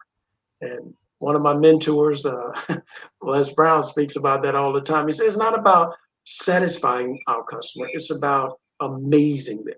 We can't amaze a customer externally until we can amaze our team internally. What is one golden nugget you would want our audience to take away from today's chat? Very interesting question, because it's always about a takeaway. We can talk till tomorrow morning, but if you walk away with nothing, I just wasted your time. However, with that golden nugget that I like to leave my guests with, and that is, first of all, our tagline: total engagement establishes your true potential. And with that, we understand that someone is leading our team. The question is, who is that person? And are we continuously training that person? I don't know of any business that want to stagnate. They get to a certain level and I don't want to grow anymore. I just want to stay right here. Because if the economy changes, you're not staying there, you're actually going backwards.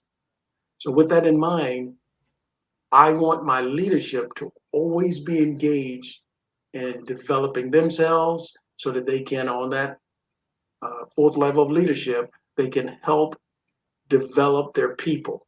Because when a leader is elevated, he or she can then elevate those persons on their team, which in turn will elevate the business. Because it's all about, Black Business Network is about getting nuggets where we can grow our business. And we need to do that. Because of course, genius is on the other side, then we need to understand we need to be prepared for that genius. And that genius is, of course, engaging our customer internally, which is our team members, and engaging our external customer. Because we know that when we know, that's where genius comes from, knowing. So taking away that one single nugget, total engagement establishes your true potential. Are CMV Communicators LLC leadership and executive coaching services available to only large companies, or do you also partner with small businesses? At CMV Communicators LLC, we are passionate about leadership. And yes, we engage with small businesses, large businesses, and it's our goal to elevate leadership, because that's one of Dionne Warwick. She used to sing a song years ago. What the world needs now is love, sweet love. And what we find is that what the world needs now on the business side is leadership, great leadership, because we see in businesses falling by the wayside left and right. And unfortunately, a lot of statistics will say you have a better chance of falling out of business than growing your business over time, especially beyond that 5 years. So yes, when we look at leadership and working with large businesses, we also work with small businesses.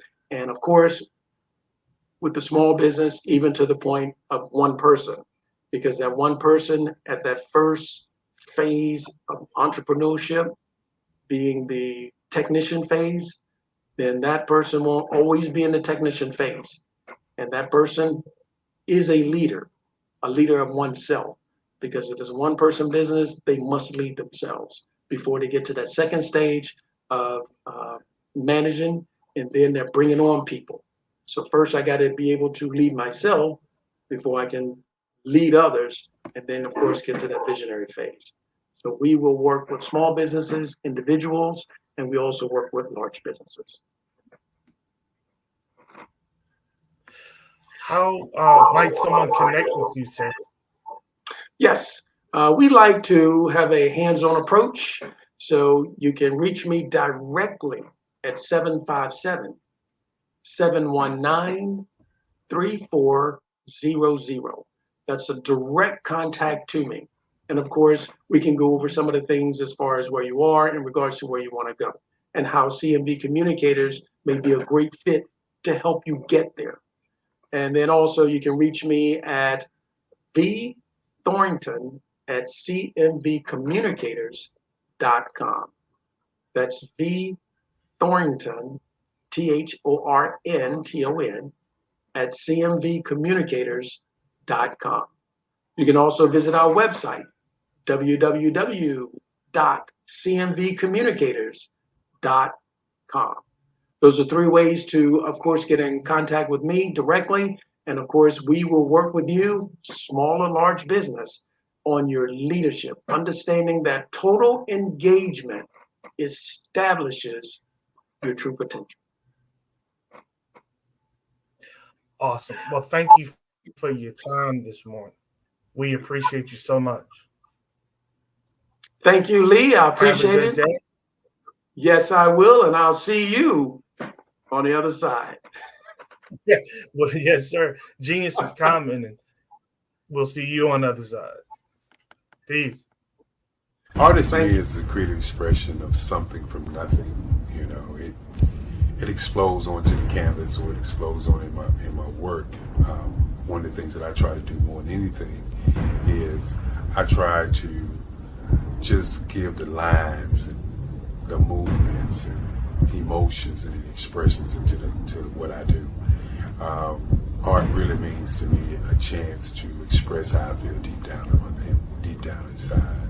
Most of my art begins as a thought that I might have, you know, whether it's sports, whether it's history, whether it's a woman or a man. It pretty much starts as an idea of thought before I get into the actual image of what I'm going to draw. I do a lot of historical pieces. I was a history minor in college, and I love to do history pieces. And a lot of times I'm thinking about history, and then I try to make that history impact you as you look at it. That's one of the reasons I do pictures so large. People ask me, why do I do the pictures so big? And I tell them, I want the piece to impact them as they're looking at it, to kind of dominate them, dominate their space. And most of my pieces I try to do off page. I don't try to do anything that's going to be in those 4 corners or in a square. And I I want your imagination to be a part of the piece that you're looking at.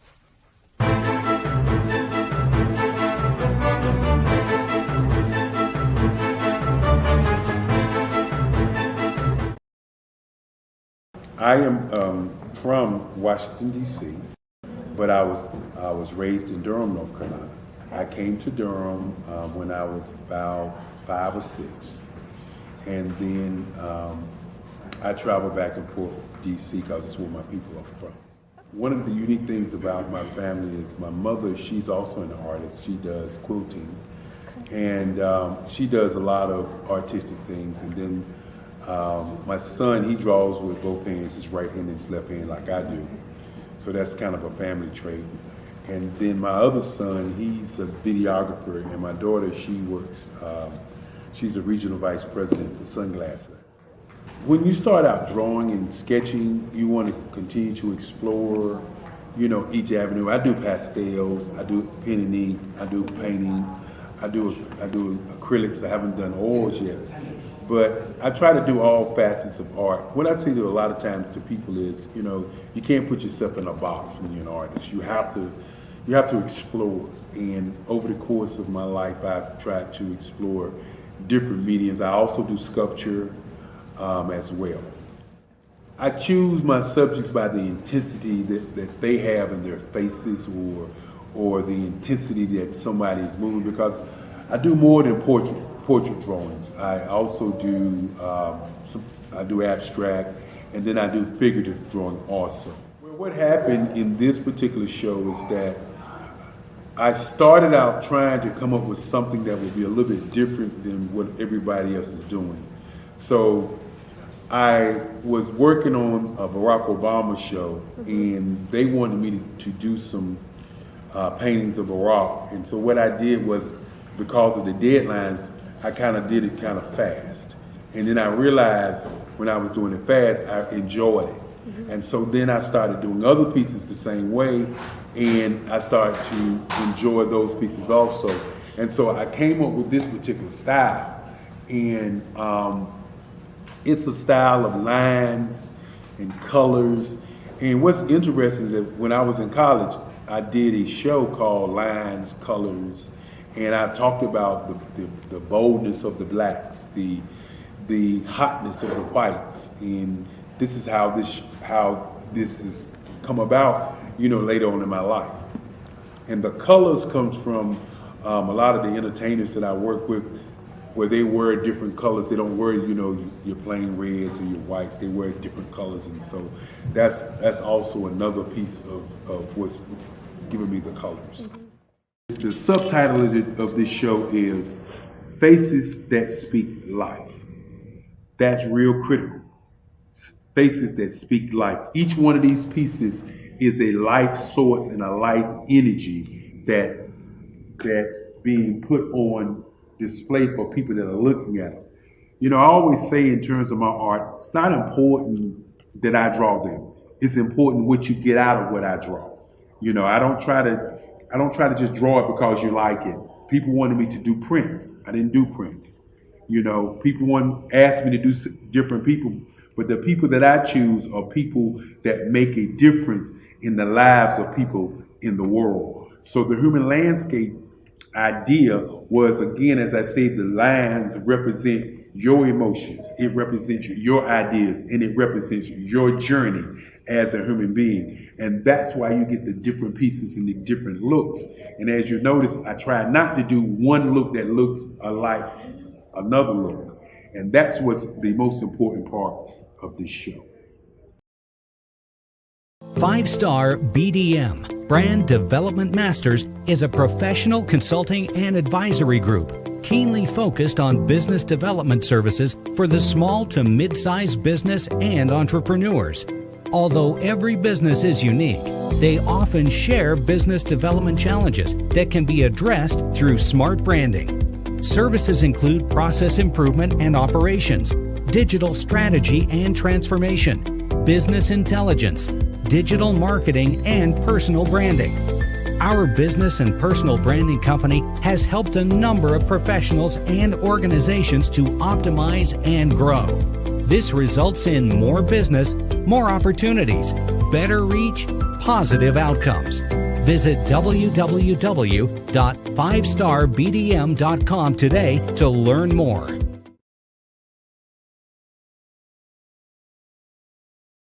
I was born in a little village on the island of Haiti. Many deadly diseases pounded me. It is as if they were on a mission to end my existence on this earth. I refused to give up. In 1983, I left Haiti and came to the United States of America. And I came with $5, 2 shirts. I didn't speak any English. I came to Atlanta. I got a job. I was a doorman. I was a doorman with a dream. What I used to come on stage. I'd rehearse this moment that I'm standing in front of you. That's the power of a dream. Maybe today is the day you begin acting as if you already have it. And then step out with full force. Take a risk. No condition is permanent. Don't let your situation distract you. You are chosen.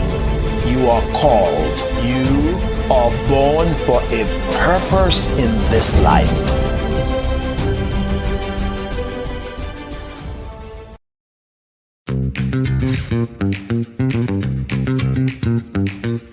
It's time for you to start bossing in social media.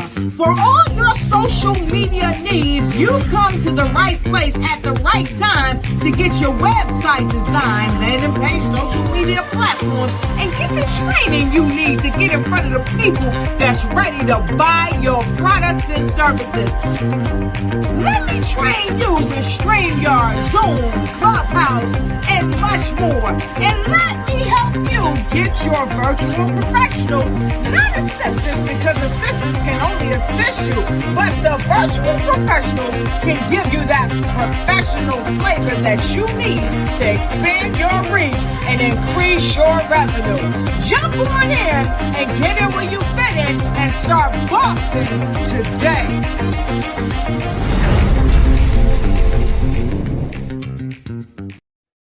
Hey everyone. Follow the Brand TV broadcast host, Grant McGaw, as he visits with top executives and entrepreneurs to find out their secrets of success with their personal brand. Follow the Brand TV broadcast host as he focuses on brand development to build better relationships, bring value to your business, relationships, and career. You will enjoy listening to each episode that is tailored to speak to you directly. If you're looking for this type of clarity in terms of building your brand, you have tuned into the right station. Each episode will help you to shape a conversation in the 5-Star BDM network of 20,000 professionals and become a springboard for your corporate engagement and business opportunities. Each guest will frame their story in the areas of personal branding, business development, career development, financial empowerment, and technology innovation. Grant McGaw explains why he is the CEO and owner of his own professional career. Grant is an accomplished business leader and entrepreneur who wants to give back to individuals to grow their personal brand strategy. Tune in as he weaves his story about new possibilities, while to you exceed expectations. If you love storytelling, this show will make for fun.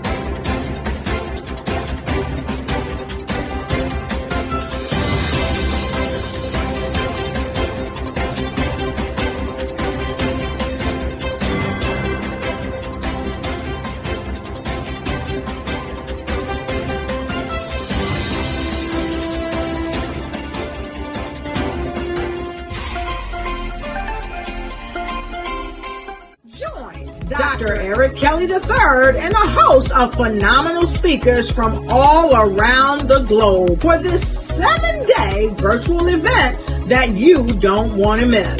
The mission of the Black Business Expo is to raise scholarship money from kids all the way from high school all the way from college. The Black Business Olympics is one of the largest Black business showcases in the world. It is an opportunity for businesses and companies to showcase their businesses globally. We are going to be giving away laptops up to $5,000 away to students.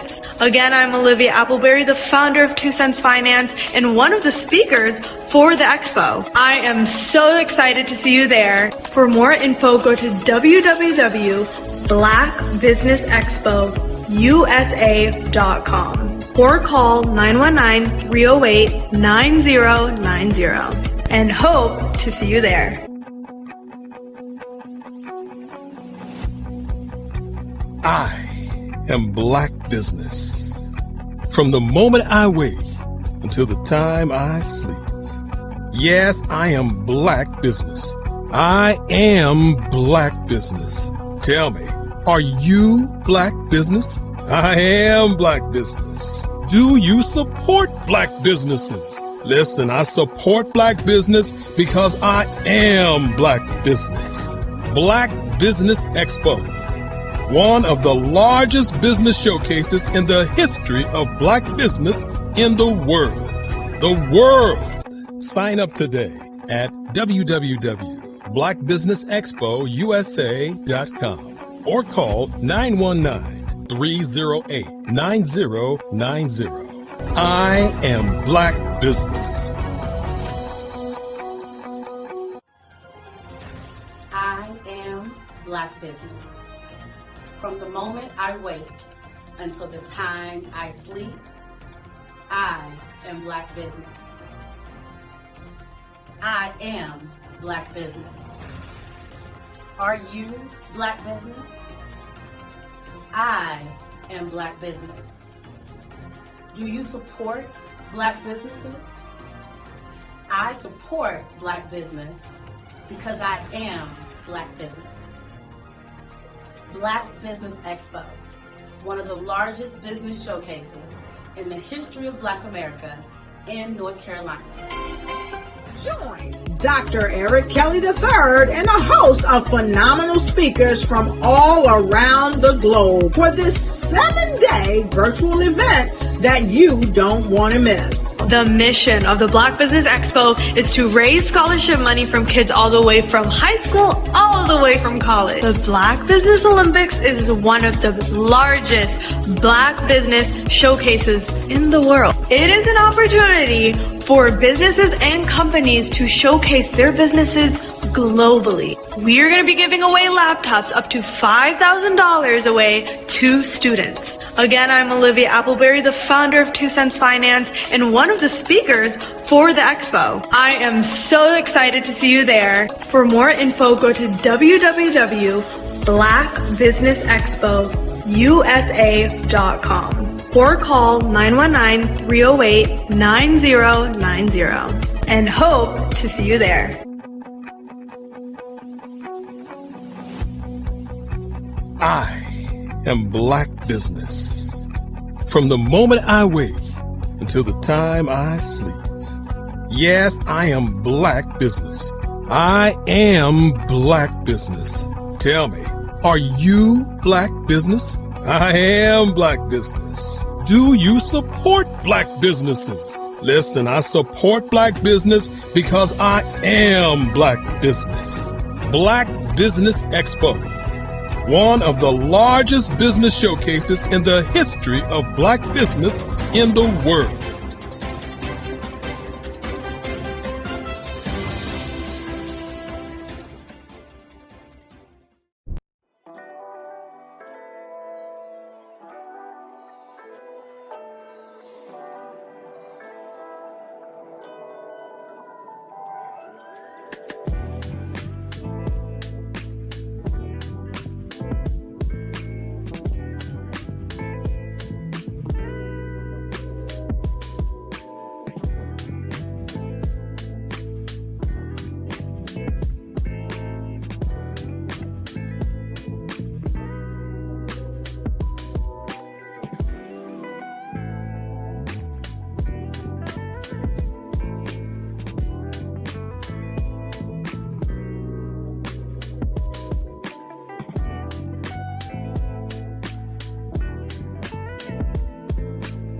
The Black Business Expo's mission is to raise funds for high school seniors going to college or K through 12 entrepreneurs. This expo is a fundraiser for students. Please, you may go to www.blackbusinessexpousa.com to donate to the scholarship fund or use the Cash App at $BBXUSA. Our goal is to give laptops and up to $5,000 to 10 students. Students can register online at www.blackbusinessexpousa.com. Every dollar counts. Please donate to the Black Business Expo USA Scholarship Fund. Are you an innovative entrepreneur or business owner ready to embrace the future of business transformation? The world is evolving at an unprecedented pace, and it's crucial to adapt and pivot towards success in this dynamic landscape. At the Hello LLC, we are dedicated to guiding you through this transformative journey, offering a comprehensive suite of services that extend beyond the metaverse and 3D immersive experiences. Our mission is to empower businesses and brands by assisting them in building, branding, systemizing, and automating their operations. We specialize in steering businesses from a two-dimensional existence to a thriving three-dimensional presence, where opportunities abound. We help businesses harness the power of technology to work smarter, not harder, enabling them to operate efficiently and stay ahead of the curve. Our diverse range of services includes Our Biz in a Box is a complete business solution package designed to jumpstart your entrepreneurial journey.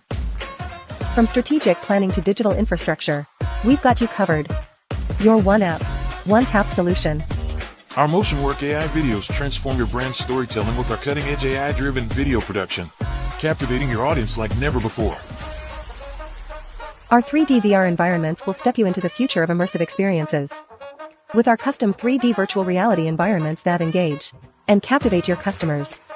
Lastly, in our Pivot membership program, we offer tailored guidance and support to either show you, teach you, or take care of the transformation process for you. According to a 2023 study by Fundera, a staggering 28% of small businesses in the United States do not have an online presence.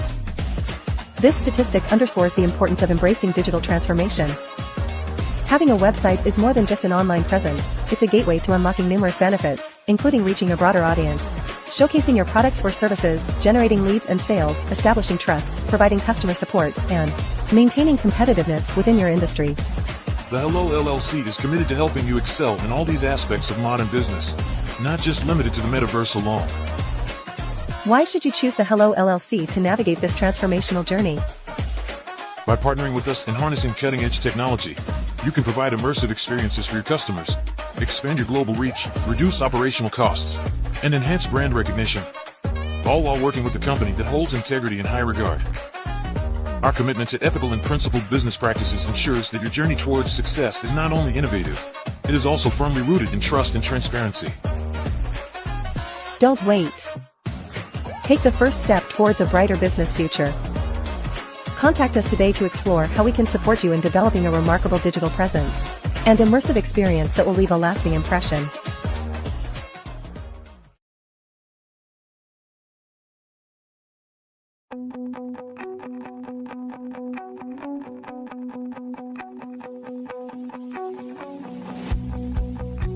I am Black Business. From the moment I wake until the time I sleep. Yes, I am Black Business. I am Black Business. Tell me, are you Black Business? I am Black Business. Do you support Black businesses? Listen, I support Black business because I am Black Business. Black Business Expo, one of the largest business showcases in the history of Black business in the world. The world! Sign up today at www.blackbusinessexpousa.com or call 919-308-9090. I am Black Business.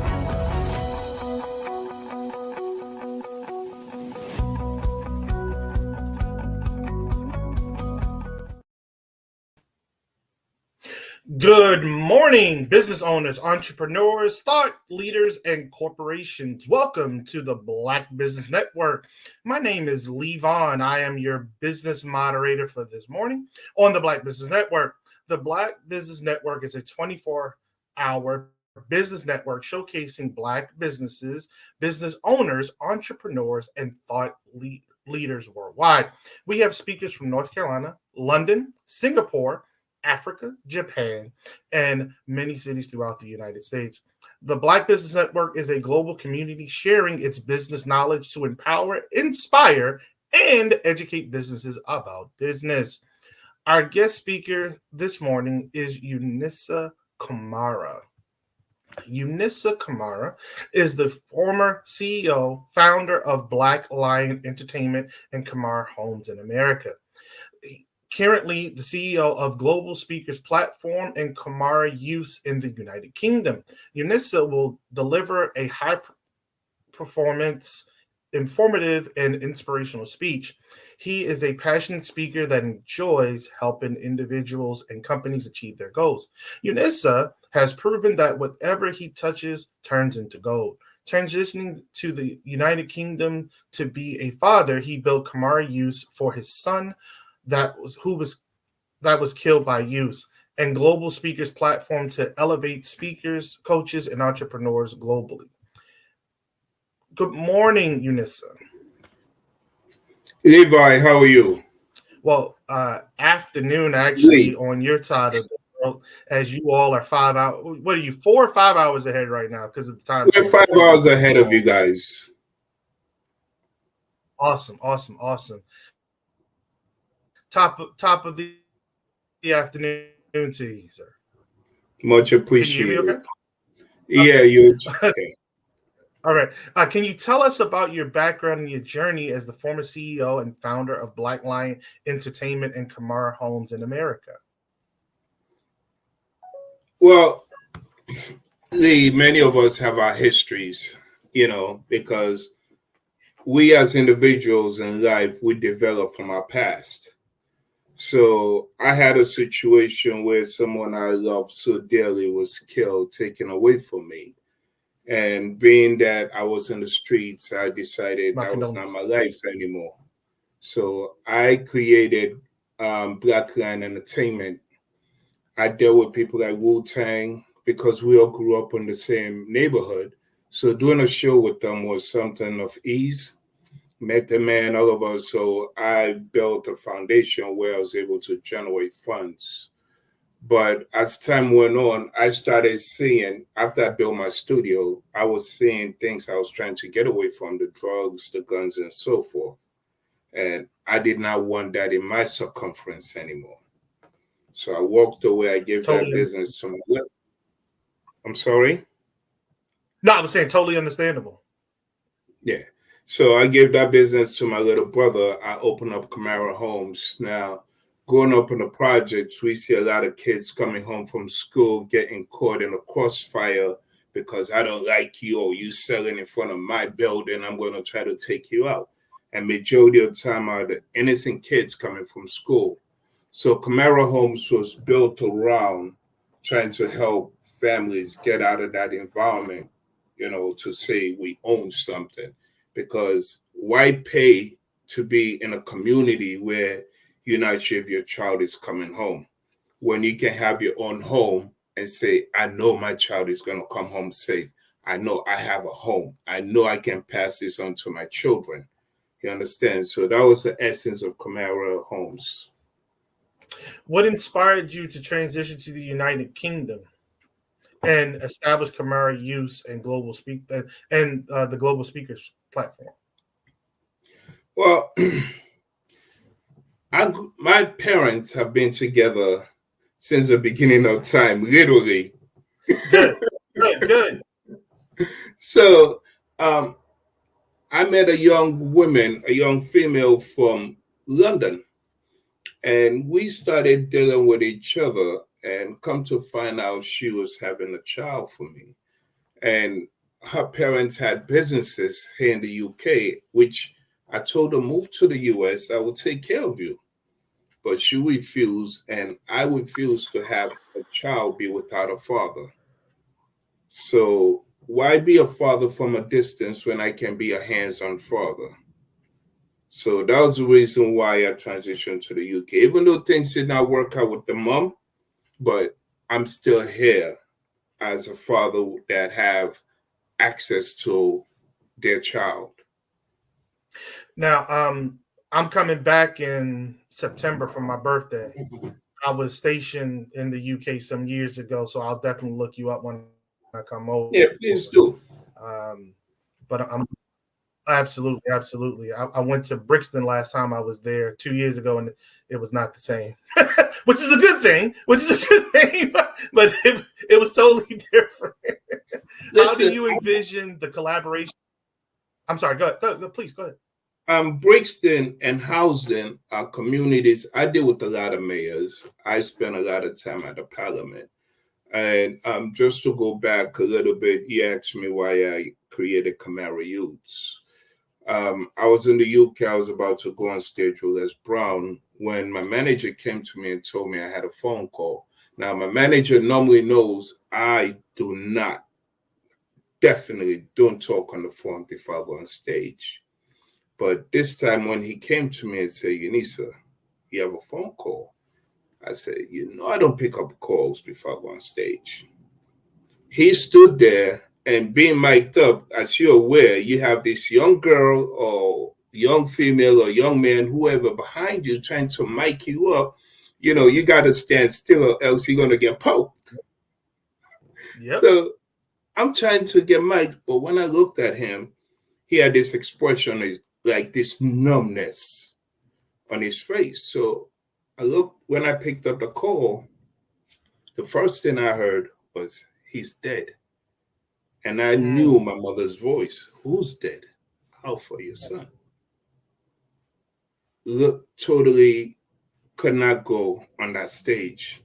I remember, apparently they must have told Les that day. And for some reason, he was just there to embrace me. And the words he said to me, I can somewhat remember, but it's like everything was black.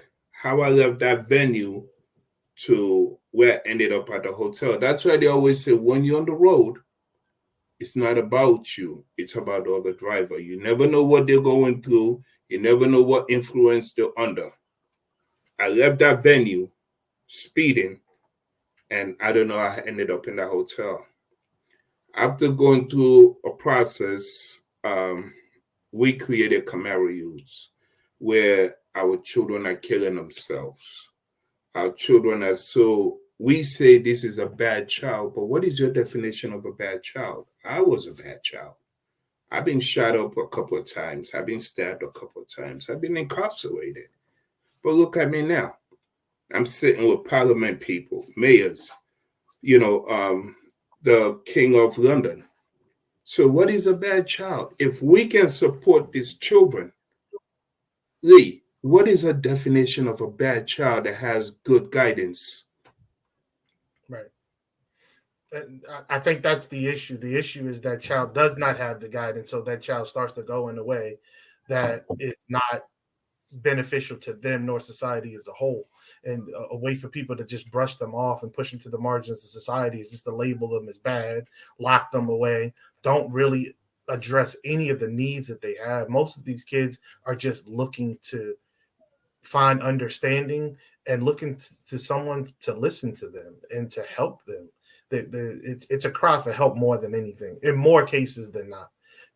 Violence and as they call it, being a bad child is more just a cry for help. The adage goes, the squeaky wheel gets the grease. Well, they're squeaking. Give them some daggone grease, and the grease isn't putting them in shackles and locking them in a hole or a room or wherever you house folks that you don't want to deal with for a period of time. Because what do when they get out? They tend to repeat the same daggone behavior, because even there you gave them no tools, no resources in order to better themselves, and or you didn't provide them with a mentor or anything tangible that they can see that could help them down a different path. So what was the sense in it? Because again, they're going to return 9 times out of 10 to the same situation. Now you just made it even more desperate because they've been out of the process of having the ability to make money, to take care of whatever responsibilities they were taking care of before, including themselves. Yeah, I deal with, like I said, I deal with a lot of mayors, And one thing I tend to tell a lot of our community leaders, yes, sir, the judicial system is a business. Oh, absolutely. They lock these kids up. If I see Lee, who's my best friend, God forbid, hypothetically speaking, get killed on the street, I have trauma now, psychologically. You understand? I'm going to start thinking somebody's going to try to harm me. I'm going to try to revenge for him. Now, I go and harm someone. I come back on the street with no psychological support, no mentoring, no one there. They just put me in a cell where they're making money off me. I come back on the street. Am I mentally, secure? Am I physically feeling safe? I'm still going to carry a weapon. Nor financially. Yeah. So that's what, the reputation of the judicial system goes. We lock you up, you come home, you're going to do the same thing, you go back in. And then now you have a record, you cannot get a job. Guess what? It's going to be a repetition. Yeah. And if you're not able to guide your children, because why? You've been in jail so many times, that's what you know. Guess what road your children will follow? The path that you cut for them? Precisely so. So we as men, because I'm not going to say all men are the same, all women are the same, but we need to step up. These young people going on television, social media, holding alcohol, drinking, holding weapons, showing weapons, it's a cry for help. We need to intercede. We need to say, listen, I can support this person. How can I be of help? You understand? Yep. Yes, sir. If we don't intercede now, in Africa, they say if a child will burn a village down to gain the attention they need.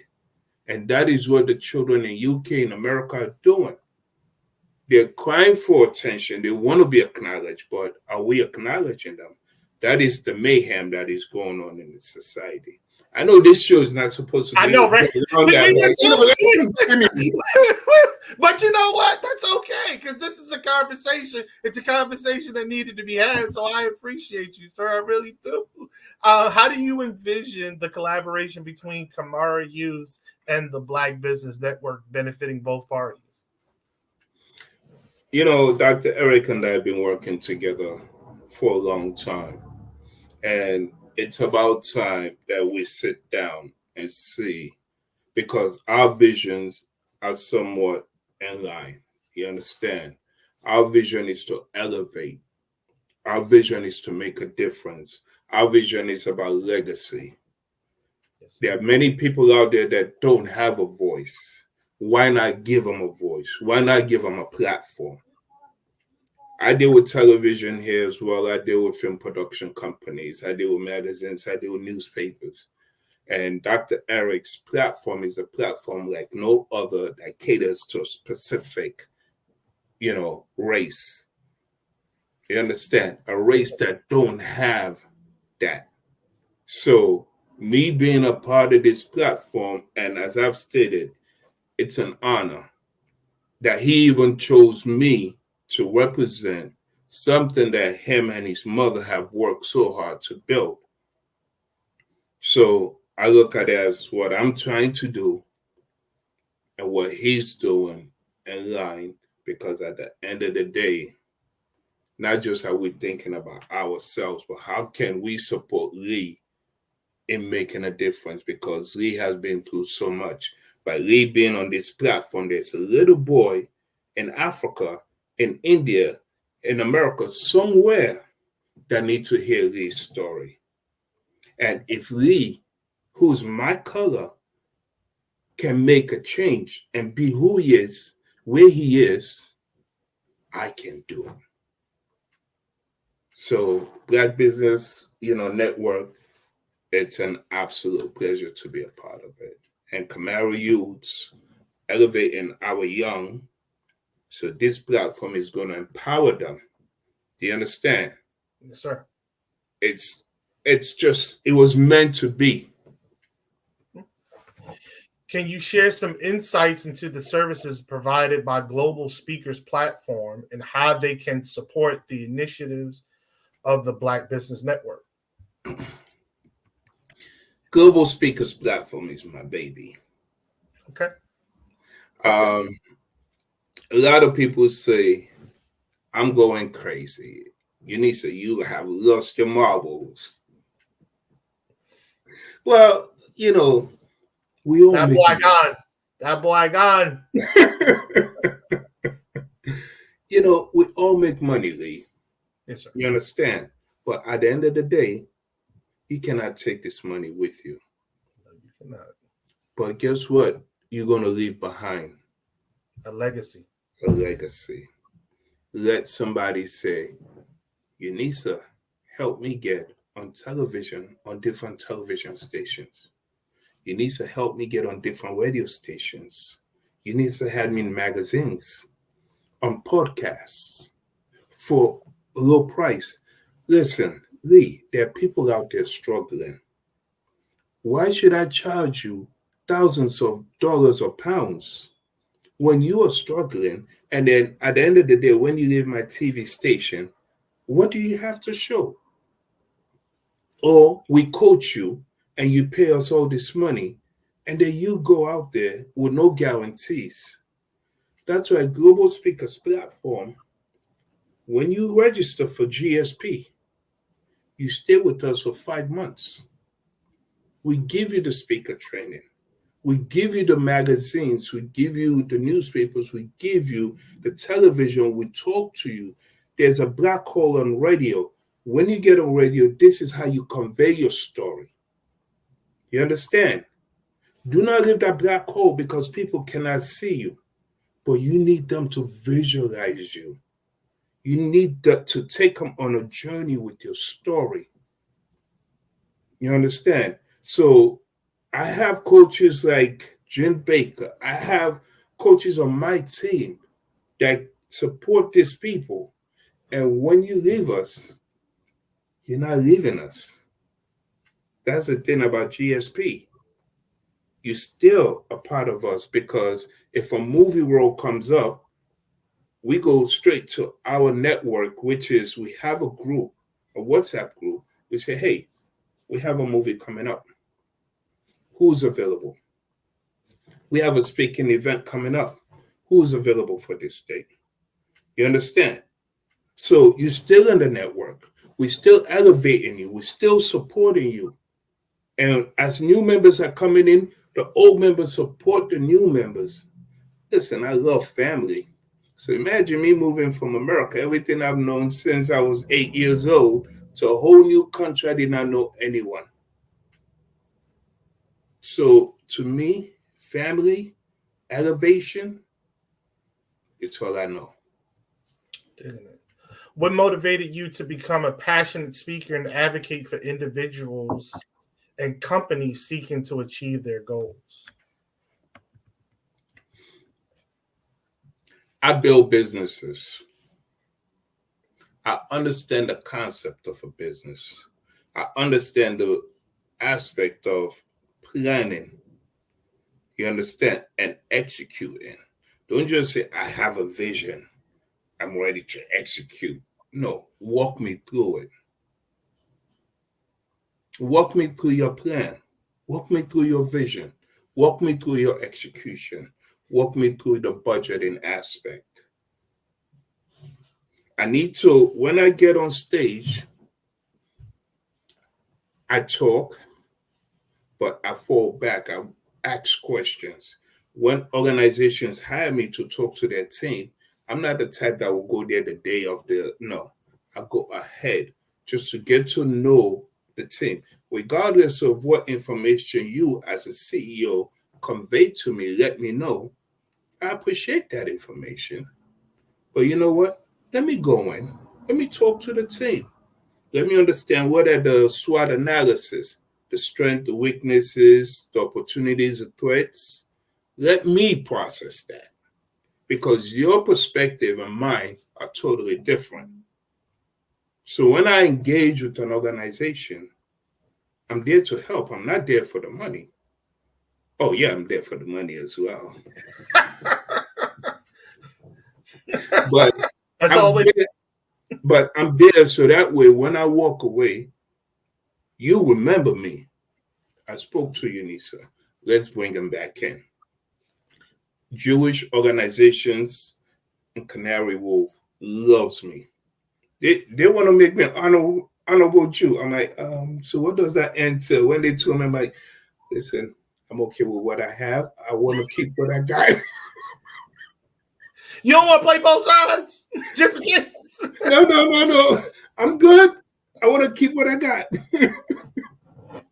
Yeah, but yeah, so I just in life, like a lot of people just keep focusing on the money aspect. Listen, bro, you can have 3 Bentleys outside. You can have Porsches outside. You can have a nice house. But at the end of the day, does that define who you are? And if you're not happy with yourself, none of that matters. So precisely. I got you. How do you believe your experiences and achievements can inspire and empower others to overcome challenges and pursue success? Lee, are you looking at me right now? Yes, sir. I grew up in the projects. I've been shot up a couple of times. Your mayor, Giuliani, was after me. Helicopters around searching for me. He labeled me as an affiliate of gangs. He labeled me as an affiliate of the mafia. They had me on a hunt. So being shot, stabbed, whatever have you, incarcerated, and to where I'm at now, I'm a prime example of what these people are labeling these kids to be. So if I can do it, anybody can do it. I came to London, I didn't know a jackpot. I didn't know anybody. But one day I was driving with my wife then, and I passed by one of the biggest radio stations. I said, babe, I can see me doing a radio show here. Don't bother. Don't give yourself the headache. They're not going to let you. One thing, Lee, you need to tell me is I cannot. You just put a battery pack on my back. I went home. I envisioned it. I literally envisioned it. I believe in the laws of attraction, vibrations of the universe. And within a short period of time, I'm not giving myself 1 year. No, I might not be alive in 1 year. I envisioned it. I went there. I got a show. The way I envisioned it, I wasn't happy. I wanted another radio show. Another station. I got that. I want to be on TV. The way I envisioned my TV shows, they played out just the way I envisioned. I want to be in a movie. I know you might be thinking this guy is crazy, right? That's what everybody was saying. I was in the movie. I decided I want to be a part of this production company. Okay. I'm a part owner of that company. Everything I do in twos. I need another film production company. I brought on board. So with me, I don't believe in no. I don't believe in you cannot. I believe in let's get it. What's the plan? Right. Literally, what's the plan? Can you discuss the impact of your personal journey, including overcoming adversity such as the loss of your girlfriend, being shot, and incarceration on your speaking style and message? It depends on the platform. As a speaker, you will need to understand what story to convey onto what platform.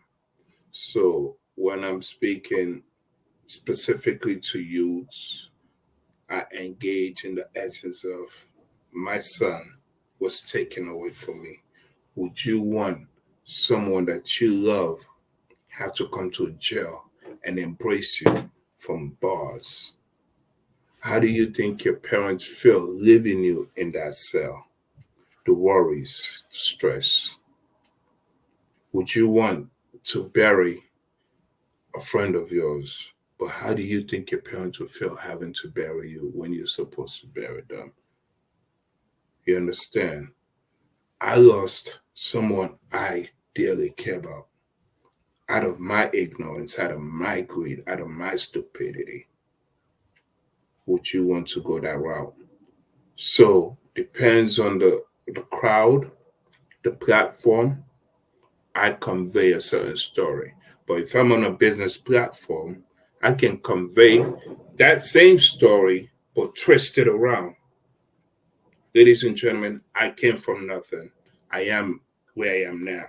Let me give you the method. Let me give you the planning aspects. Let me show you how you can build this onto this. What is stopping you?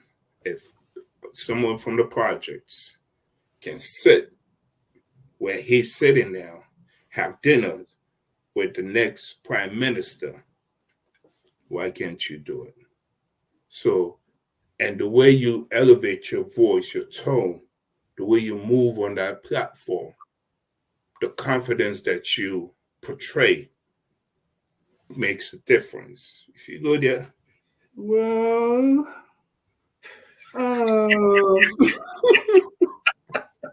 well, this, I mean, come on, man, it's a joke. I remember, okay, this is just a quick joke before going. My event at the Parliament, they had this big platform, Lee. I'm a short guy. I'm a bald-headed, short black guy. You going to give me a platform that I'm going to say I need a ladder to climb on? Seriously. You got all these white people sitting there, like talking to each other instead of acknowledging me. Picked up the mic. I told this story on this platform before. I picked up the mic nice and easy. I tapped it. Now, you know when the mic is on, you tap it. It goes boom, boom, boom. I said, can you hear me? Everybody turned now to look at me. Okay. So I took my time. I walked on one end of the stage and stood there and said, can you hear me? They said, yes. I took my time and I walked on the other end of the stage and stood there. Can you hear me? They say yes. Psychologically, what do you think I just did? You got everybody's attention focused solely on you. Precisely. So that they're now 100% locked into your message. Well done, Lee. I respect that. Well done. And that was what I needed. Yes, sir. So as a speaker, even though you have your method, but you need to find a way to captivate the audience. And if your story is too long, you need to pull back, bring in a joke, bring in something that relaxes attention, and then you hit up again. When they walk out of that room, they will remember you like, that was a powerful story, but he was a funny guy, but that was a message I will remember. Mm-hmm. Absolutely. Absolutely. What sets you apart as a speaker and motivator, and how do you engage and connect with your audience effectively? You pretty much answered that question. No, but it's just being transparent. Okay. It's just being transparent. Be who you are. Be authentic. Don't be one thing we fail to realize that we're all psychologists. When you get on that stage, we're judging you. People judge you. How do you walk? How do you speak? How you convey your story? Do you know how to tell a story? The 3-part session, the beginning, the middle, and the end. How do you bring in the middle? And how are you going to deliver the end? You understand? So when you understand the concept of it, listen, just be who you are. Nobody know your story. Nobody know the speech that you had written. So if you make a mistake, it's how you come back from that. Sure. You understand? So don't go worrying like, but a lot of times, if you're nervous, say, ladies and gentlemen, listen, my name is Janisa Kamara. I just want to thank you for being here, but please understand, I might make a mistake, but I want you to support me. You understand? That is going to bring them in as part of your story. You understand? So how you engage with the audience give you leverage. Does that make sense? It makes total sense, sir. Total sense. As the host of television shows and radio programs, how do you leverage those platforms to amplify your message and reach a wider audience?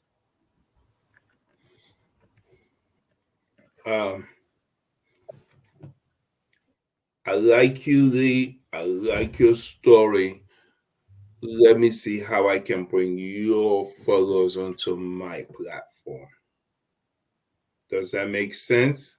So when your followers, your community, your network follow you onto my platform, guess what I'm doing? I'm getting followers. When I'm conveying my story, and then I ask people, share this, 9 out of 10 people will share. It's how you say what it is you want from people. We as individuals, we follow instructions. Think about it. The psyche. There's something called mirror neurons. Do you understand what mirror neurons are? Yes, sir. So if I sit here, I'm smiling, eventually you will smile. There you go. It's a reflection. So mirror neurons, I'm going to ask you to do something for me. But if I sound too hostile, you're like, I'm not doing it. But if I come as a friend to you, I say, I need you to do something for me. What is it? Sympathy is something people don't want, but empathy is something that people say, okay, I can give. You understand? So in life, it's all about how you convey whatever that you need from people. And as entrepreneurs, as a leader, you need to understand empathy. You need to understand the difference between the superego, the id, and the ego. And once you can understand the conscious and the subconscious, how you can control this and the alpha brain, bruh, you'll be at a plateau. One of my best friends, my mentor here, he literally advises Prince Charles, the former Queen, Professor Christopher. And he told me if we can utilize the alpha brain to control the conscience, where the conscience teaches the subconscious, we're always in control. Because when the alpha brain is out there controlling, the conscience is saying, oh, I can follow that instructions. And once that conscience is comprehending that, is ready to go, the subconscious is learning. So now when you are sleeping, guess what's happening? The subconscious is programming itself. This is what I learned today. Remember, people think the subconscious is of negativity. Wrong. The subconscious is literally copying everything you have learned through the day. Wow, this is a psychological session. Can you share any memorable experiences or success stories from your work with Kamara Youth and Global Speakers platform? The thing about me with Kamara Youths, we build water pumps in different parts of the world. Nobody can ever say they've given me a dime or a penny. Everything we've done is for the legacy of my son. That is a success story of his own. That is for Kamara Youths. That is the legacy of my son. I know what he's about, what he stood for. So that will always be a success story. Global Speakers Platform, me seeing you come in, I engage with everyone. You come and register for GSP. You will meet me. Don't just think, oh, I have to talk to Showman Ned, then I have to talk to this person, that person. No, my friend, I want to meet you. I want to understand your thought process. You understand? And then once I do person centered. Everyone is different. You understand? Because you joining GSP, you might not even need the television. You might not even need the radio. You might just need a specific part of GSP. But even though that is going to be inclusive, but I'm going to focus on the areas of your need. So once you succeed, guess who succeeds as well? The entire team. I succeed. Because when you move on to the next stage, guess what you're going to say? GSP. Make sense? Yes, sir. You will be the promoter for GSP. Why? Because GSP has elevated you. You are now making 10,000 for 1 hour. Who made it happen? GSP. How much did you pay GSP? I paid GSP half of 10,000 for the whole package.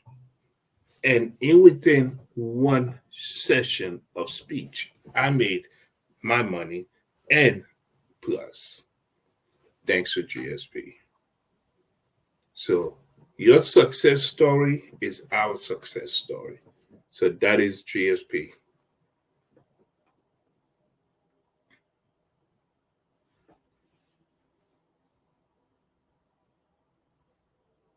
Success in the how do you see the role of collaboration and partnership in achieving greater impact and success in the entrepreneur and personal development space?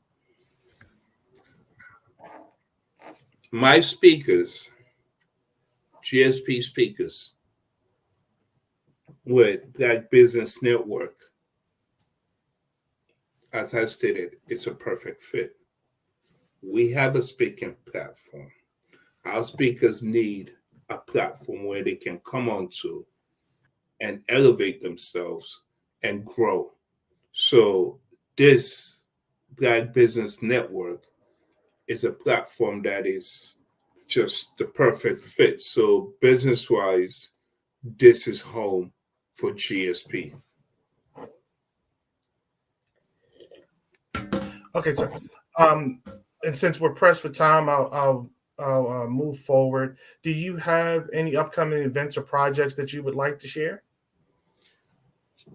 Well, we just did the idea of projects, which we bring in different leaders, presidents from different parts of the world.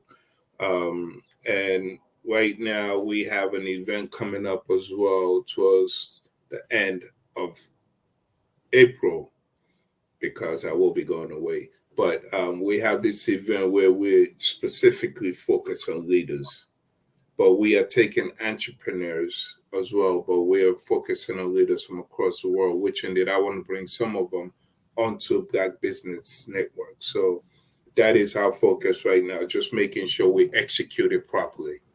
And how can we get in touch with you? How can the listening audience get in touch with you? I'm on every social media platform. Unisa Camara. Go to gsp.com, go to Camara Youths. I'm on basically every platform you can think about, Lee. So I am accessible at all times. And if I don't respond, some of my team will be able to respond. Sir, it has been a pleasure talking to you this morning. I really appreciate it. Thank you for sharing some of your afternoon with us. It's an honor. Enjoy, sir. And please always remember, genius is coming, and I'll see you on the other side. Peace.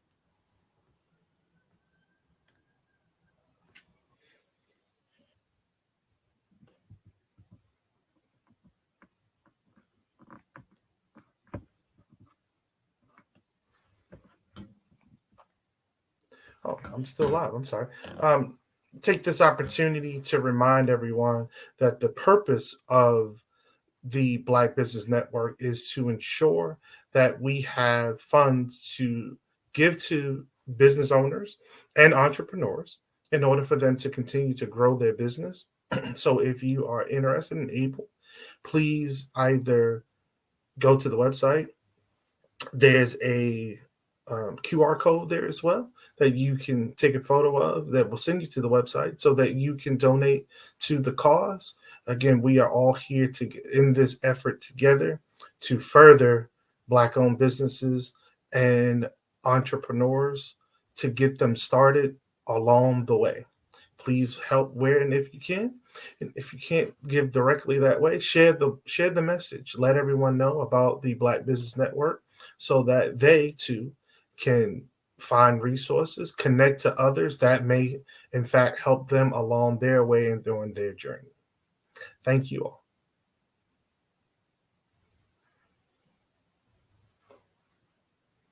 I'd like you to imagine with me, if you will, opening an app where you can collaborate with like-minded individuals from around the world, get inspiration and in-app tools to launch and grow your business, as well as share your knowledge and earn compensation, all in one app. Well, the name of that app is Truso, short for Truly Social. Hi, I'm Matthew Newman, the founder and CEO of Truso. A new concept in social media, Truso is designed from the ground up to be a platform that's both social and empowering for all its users.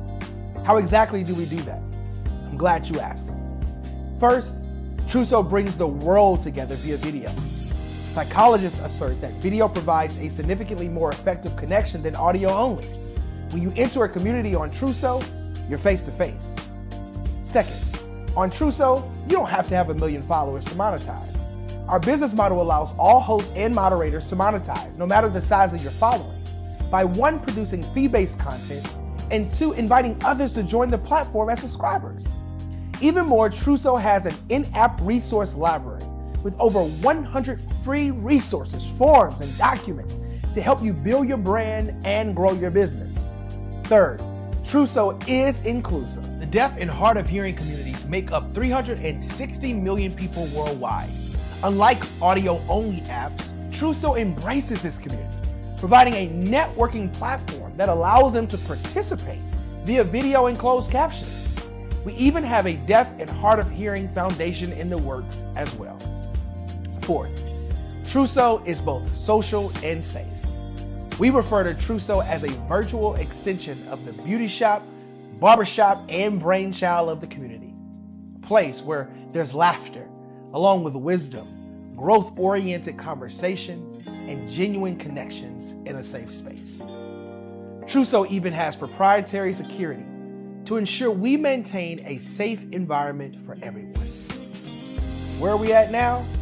Truso is live, y'all. We've launched in beta and we're acquiring users daily. We have an incredible development and marketing team, plus amazing celebrity influencers at the table, helping us spread the word around the globe, beginning within the African diaspora and beyond by creating a safe space for growth, connection, and collaboration. We're truly excited about Truso.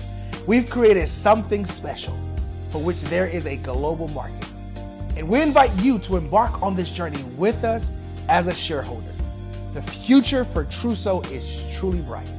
Join us and let's go there together.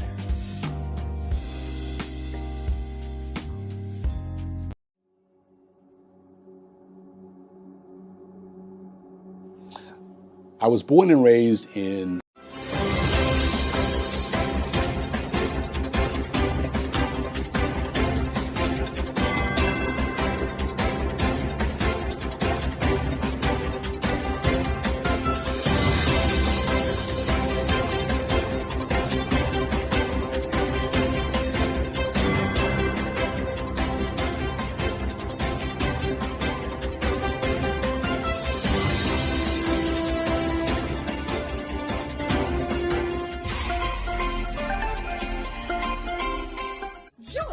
Dr. Eric Kelly III and the host of phenomenal speakers from all around the globe for this 7-day virtual event that you don't want to miss.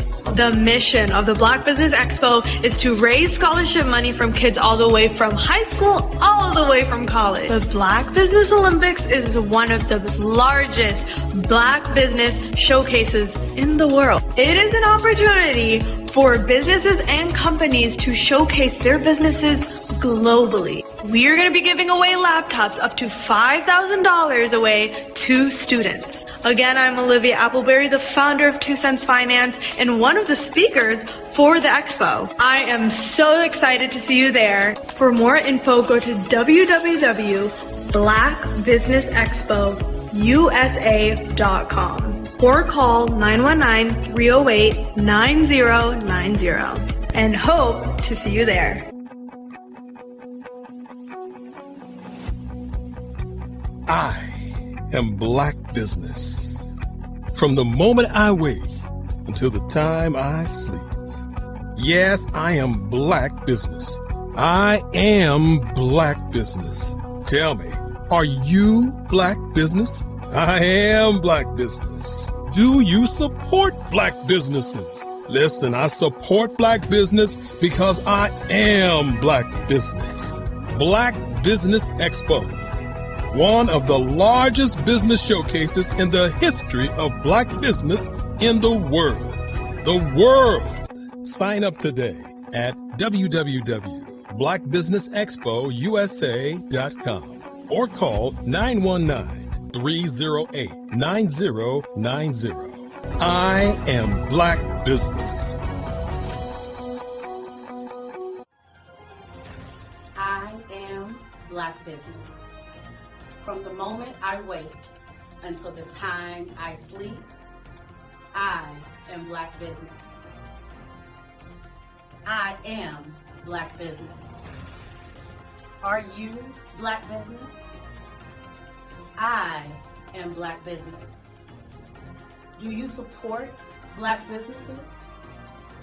I support Black business because I am Black Business.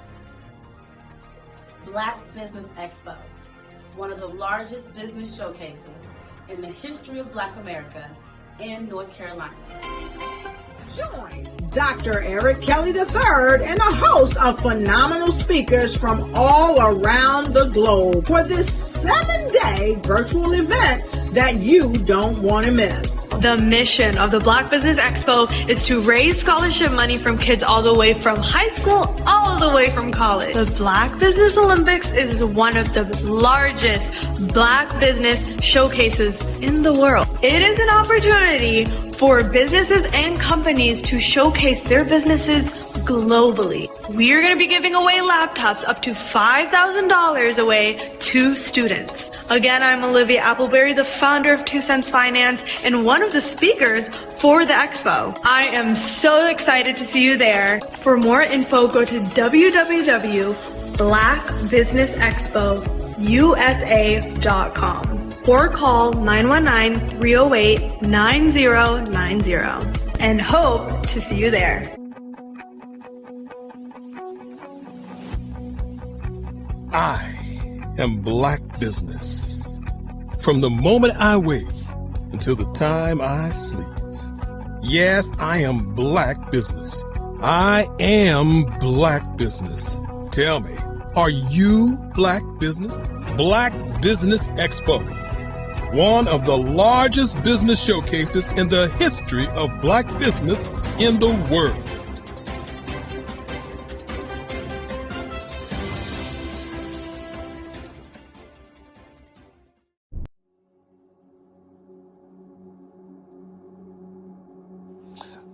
I was born and raised in southeastern West Virginia, the coal fields. My father was an AME minister. For me, I was very fortunate. Even though I grew up in the segregated South, I was surrounded by flourishing Black businesses. Doctors, lawyers, bankers, dentists. They were all there and they were all successful. And I guess that's part of my dream, is to see that success come back. My name is Joseph Simmons, and I am the founder of the Center for Micro Entrepreneurial Training. We have this moment in time where we can change the trajectory of people. And our focus is on women, Black and brown entrepreneurs, and their access to capital, their ability to build thriving businesses, the ability to employ people. There's a study that showed that in those three communities, especially Black and brown communities, $1 stays in those communities for 30 minutes. In white community, $1 stays in their communities for 8 hours. So think about it. For you in a Black or brown community to get gas, to get food, to go to a restaurant, you've got to leave your community, take those dollars out of that community and take it to another community that's already being well served. So if we can reverse that, if we can go from 30 minutes to an hour to 2 hours, that's progress. That's what we need to do. I was with SCORE, and then in May of 2020, of course, the events happened in regards to the murder of George Floyd. The other thing that I was experiencing was the denials of federal funds for small businesses. And it revolved around one thing. These businesses were not being prepared for grants and for government programs. And I came up with the idea for the Center for Micro-Entrepreneurial based off those two things. Morgan Stanley had a report out in 2020, first quarter, and it talked about there were 3 groups that were massively devastated by COVID-19 on their business. That was 1, women, number 2, Black, and number 3, brown entrepreneurs. The research showed that they had less cash on hand, they had less opportunity to go into a bank and get money, and they were very dependent on family and friends to keep their business up and running. If we can focus on those 3 groups, then we can have a dramatic impact on our communities. Really, the focus is on 3 areas. And those 3 areas are 1, the people, number 2, the courses, and number 3, a support network. Here at CMAT, we will provide you with the fundamentals for generational success. And you will be creating a vibrant community by attending our 5-day immersive training course.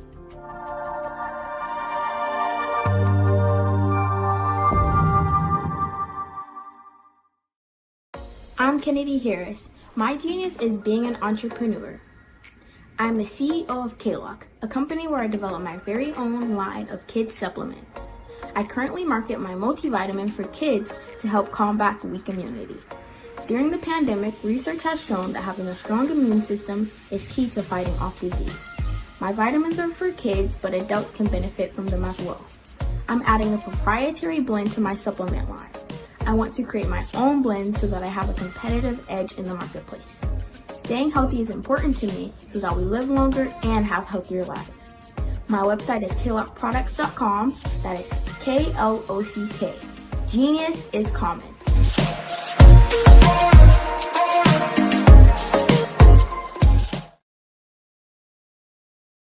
I was born in a little village on the island of Haiti. Many deadly diseases pounded me. It is as if they were on a mission to end my existence on this earth. I refused to give up. In 1983, I left Haiti and came to the United States of America. And I came with $5, 2 shirts. I didn't speak any English. I came to Atlanta. I got a job. I was a doorman. I was a doorman with a dream. What I used to come on stage. I'd rehearse this moment that I'm standing in front of you. That's the power of a dream. Maybe today is the day you begin acting as if you already have it. And then step out with full force. Take a risk. No condition is permanent. Don't let your situation distract you. You are chosen. You are called. You are born for a purpose in this life.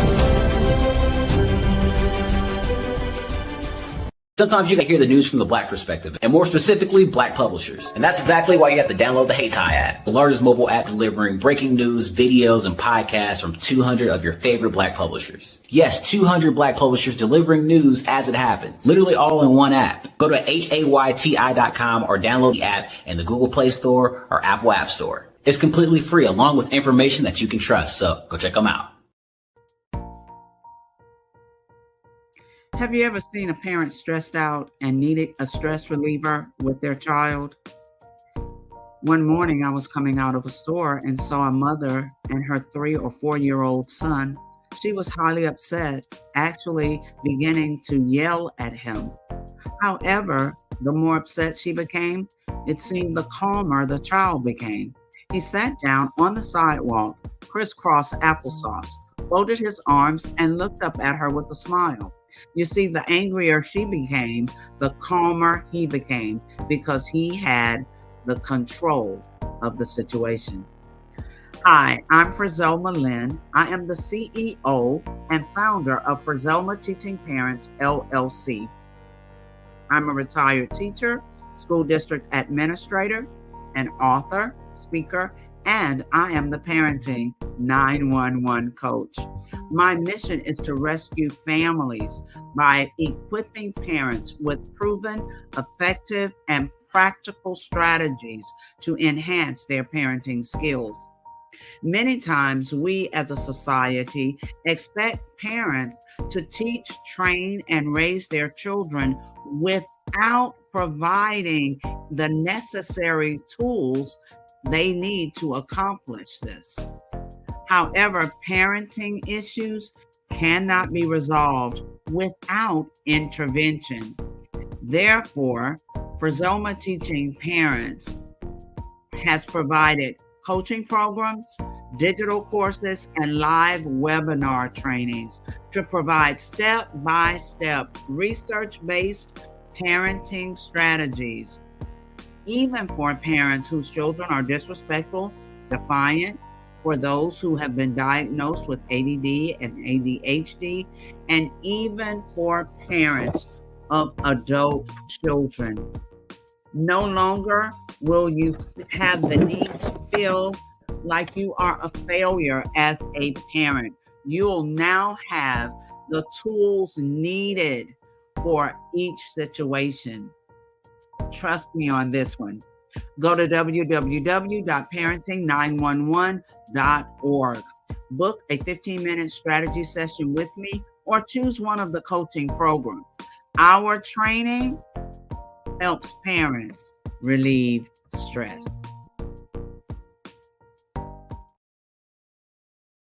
Content creators, welcome to Fave Unite TV. Hey, are you struggling with having your content stand out from the crowd? Or is it that you're overshadowed by others who have more resources, followers, and influence? The good news is wherever we are, you are too. We help you grow your online presence and optimize your visibility, which gets you closer to your audience so you can build trust and loyalty. By using the power of our network, we help you build yours. Fave Unite is a powerful tool to connect you with your friends, followers, and fans. And when fans rule, everyone wins. Join us. Fave stands for fans, artists, and venues. Submit your content today.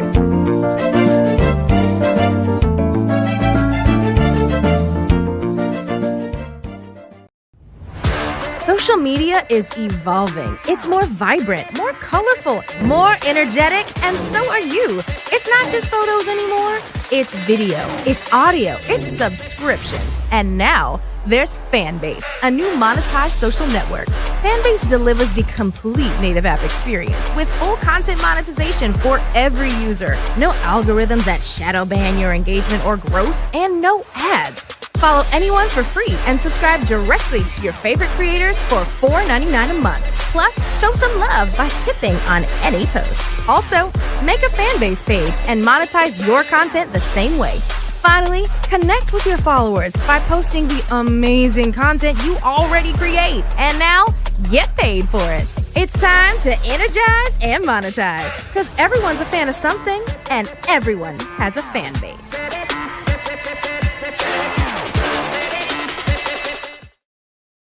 Sometimes you got to hear the news from the Black perspective, and more specifically, Black publishers. And that's exactly why you have to download the Hey Tie app, the largest mobile app delivering breaking news, videos, and podcasts from 200 of your favorite Black publishers. Yes, 200 Black publishers delivering news as it happens, literally all in one app. Go to HAYTI.com or download the app in the Google Play Store or Apple App Store. It's completely free, along with information that you can trust, so go check them out.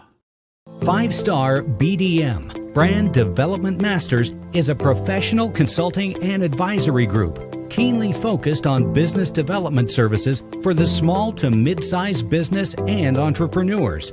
Although every business is unique, they often share business development challenges that can be addressed through smart branding. Services include process improvement and operations, digital strategy and transformation, business intelligence, digital marketing, and personal branding. Our business and personal branding company has helped a number of professionals and organizations to optimize and grow. This results in more business, more opportunities, better reach, positive outcomes. Visit www.5starbdm.com today to learn more.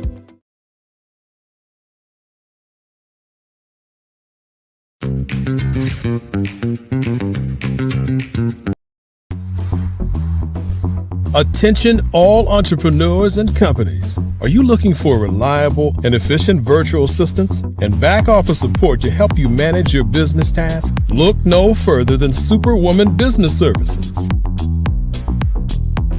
Our team of virtual assistants provides a full range of administrative support services, including operations management, social media marketing, and much more. We also offer website design services to help you create a professional online presence that reflects your unique brand. In addition to administrative support and website design, we offer business development and structuring services to help you grow your business and achieve your goals. We'll work closely with you to identify areas of improvement and develop a customized plan to help you reach your full potential. At Superwoman Business Services, we understand that running a business can be overwhelming and time-consuming. That's why we're here to help you fly high and achieve success. Our virtual assistants are highly skilled, experienced, and dedicated to providing you with the support you need to thrive. Come fly with us and take your business to new heights. Let us help you become the superhero entrepreneur you are meant to be.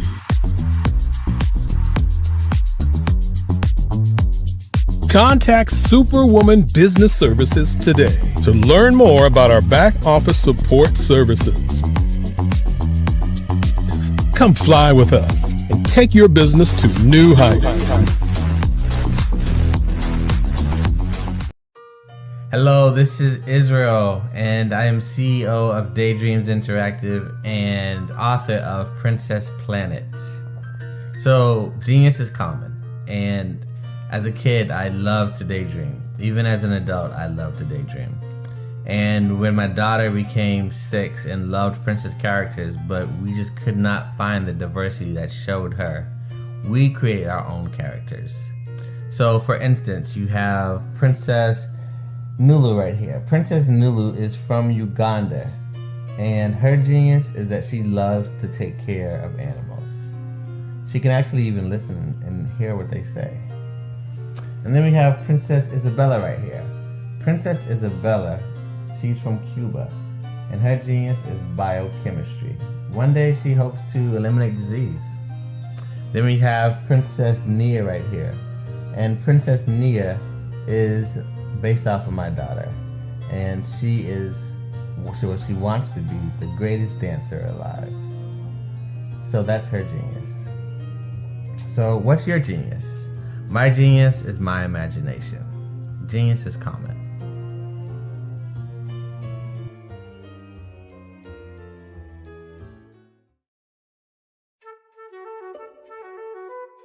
This is Dr. Arnold T. Petsworth. He's the owner of Petsworth Vet World, a veterinary clinic in Hopton, Connecticut. His patients include dog, cat, frog, fish. Goldie, dog, and this alpaca. Due to doctor-patient confidentiality, we can't tell you their names. Business at Vet World was steady, and then quarantine hit. Neighbors brought new four-legged friends into their homes. Bunnies. Bunnies everywhere. Dr. Petsworth welcomed these new patients with open arms. The only problem? There were more appointments than he could manage. That's when Dr. Petsworth turned to his American Express business card, which offers spending potential that's built for his changing business needs. He decided to hire a new assistant, Julio, and with spending power built for business purchases, he used his card to furnish a new exam room. Together, Dr. Petsworth, Julio, and American Express Business made sure all the pets of Humpton got the love and care they deserve. And everyone was happy. Get the card built for business by American Express.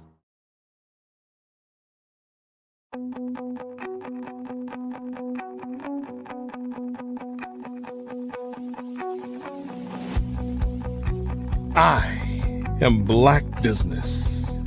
From the moment I wake until the time I sleep. Yes, I am Black Business. I am Black Business. Tell me, are you Black Business? I am Black Business. Do you support Black businesses? Listen, I support Black business because I am Black Business. Black Business Expo. One of the largest business showcases in the history of Black business in the world. The world!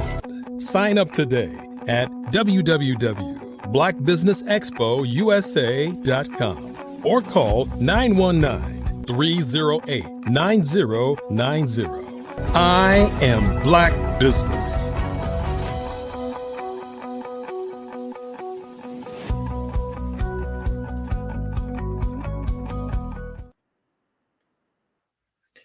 Good morning, world, business owners, entrepreneurs, thought leaders, and corporations. Welcome to the Black Business Network. My name is Levon. I am your business moderator for this morning on the Black Business Network. The Black Business Network is a 24-hour business network showcasing Black businesses, business owners, entrepreneurs, and thought leaders worldwide. We have speakers from North Carolina, London, Singapore, Africa, Japan, and many cities throughout the United States.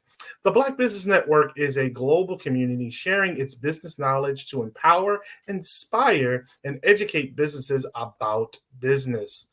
Our guest this morning is Bukeka Blakemore. Mrs. Blakemore's passion is to use the power of her voice to promote self-worth and well-being. She has 30 years experience in the entertainment industry and has opened for Harry Belafonte, Maya Angelou, and Della Reese, and has also toured with R&B legend Oleta Adams. Mrs. Blakemore is the co-founder of Fave Unite TV, an OTT streaming platform, and the deputy executive director of Creative City KC Incorporated. Morning, Mrs. Blakemore. How are you? Lee, I am absolutely wonderful. Thank you for that incredible introduction. And yes, so glad to be here. Thank you for being here. And please always remember, genius is common, and I'll see you on the other side. Absolutely. Well, hello. And this is an amazing day because I am feeling so grateful to be on Black Business Network. This is an amazing platform, and as a Black woman business owner, I cannot think of a better place to be. However, I have a network, Fave Unite TV. It's actually a streaming platform that has application on Roku, Amazon Fire Stick, and Android TV, and soon to be on Apple. So, as the CEO of Fave Unite TV, it's my responsibility to let people know what we're doing and why it's an important business platform. So, first, let me share with you a little bit about why or what Fave Unite is. Fave Unite, as an OTT streaming platform, is one that focuses on Black and Brown creatives. Because you see, there is the disparity between what you see in the overall media landscape as well as what is represented with Black and brown faces. So it's important, even though there is, I would say, an uptick in that representation, but there is so much more to do. And the wonderful aspect of having it on a streaming platform is that you're immediately global. So Fave Unite stands for Fave stands for fans, artists, and venues. And all of our platforms really have this gathering of fans and artists of venues. But Fave Unite TV just does it in a little bit different way. We're a community as well as a platform that wants to make sure that everyone has the opportunity to be enriched by the content that they see. So that is one thing about Fave Unite TV that we're very, very excited about. We're a family-owned business, and we have an amazing team that is leading our operations, our content development, our marketing strategies, our finance, our technological advances, and we are continually working to develop a stronger platform every single day. What we want to let people know about Fave Unite TV is that we are extremely passionate. We're passionate about bringing you vibrant content to amplify the voices and stories of Black and brown creators. We recognize the rich tapestry of the narratives that Black and brown creatives contribute to humanity. And Fave Unite TV provides a dedicated space for these stories to be told, to be shared, to be celebrated. With a focus of inclusivity and representation, our platform seeks to empower Black and brown creators by offering resources, community support, exposure to a wider audience. And this initiative not only enriches the media landscape overall, but also fosters a more diverse and authentic portrayal of the myriad of cultures represented within the Black and brown landscape. So the reason why this is so important and why why it's important to notate that it is a strong business model is because it adds to the economic development and revenue to all people on that platform. So that's what I want you to know about Fave Unite TV. We have content for fans to enjoy. We have artists that are able to engage with fans as well as venues, and venues on our platform are able to further enrich their companies with product placement and the ability to sponsor other content creators and get to know fans and increase their customer base. So it's an amazing way to be in the streaming universe. It's an amazing opportunity to help others. And it's a great way to have increased revenue in your pocket in any one of those categories of fans, artists, and venues. So what I'd like for you to do is to just email us or go to Fave Unite TV, www.faveunite.com. So that's what we are. So why are we here? Well, it begins with my story and my husband, Eugene. But I'm going to start with me because I think I know that story quite personally. You see, I am an artist, musician. I grew up as the daughter of music educators. My mother, a beautiful, beautiful coloratura soprano, and my father, a drummer, and was in marching band and played timpani in orchestra. So yes, I come from a musical family. And so, quite naturally, I began a music career. Now, for Black people, particularly in the era of my parents, they knew that in order to really succeed, they had a narrow paths to choose from. So they knew they could either become an educator or they could become a laborer. But there were very few opportunities for Black people. So my parents chose education. And as I grew up, I knew that music was important, but I didn't want to teach. I wanted to actually be out there on stage and performing. And so that is the route that I chose. But the thing I learned very quickly, particularly being a Black woman and a musician, period, is that the access to really having the kind of career that only a few people have is a long and difficult charge. First of all, there were not a lot of venues that catered to Black and Brown creatives unless you were solely in the jazz genre. And as with many genres of music, even in jazz, that tended to be overshadowed by by other cultures who had taken on that particular genre of music and opened up their venues.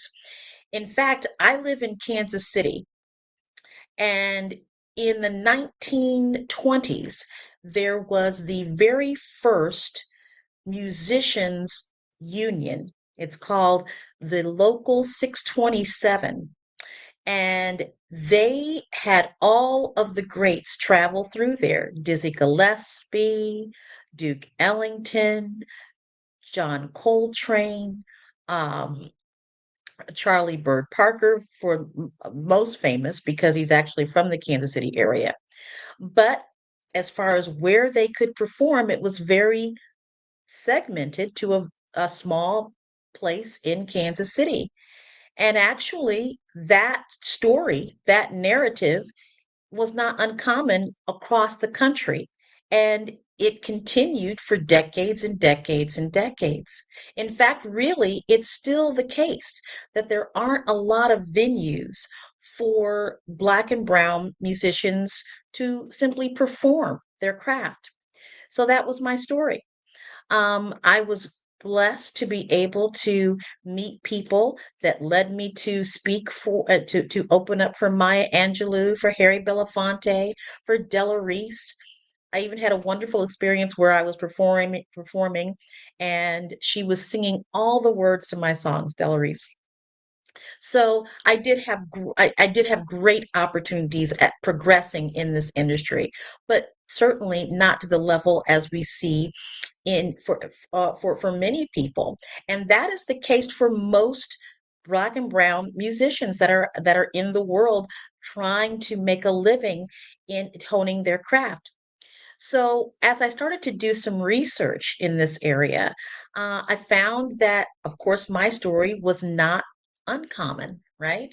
That for women, for Black women, for Black creatives in general, it was a very difficult road for lack of sponsorship, and for the inability to have the funds to market and or purchase buildings or purchase equipment or all of the things that really make a career in the entertainment industry.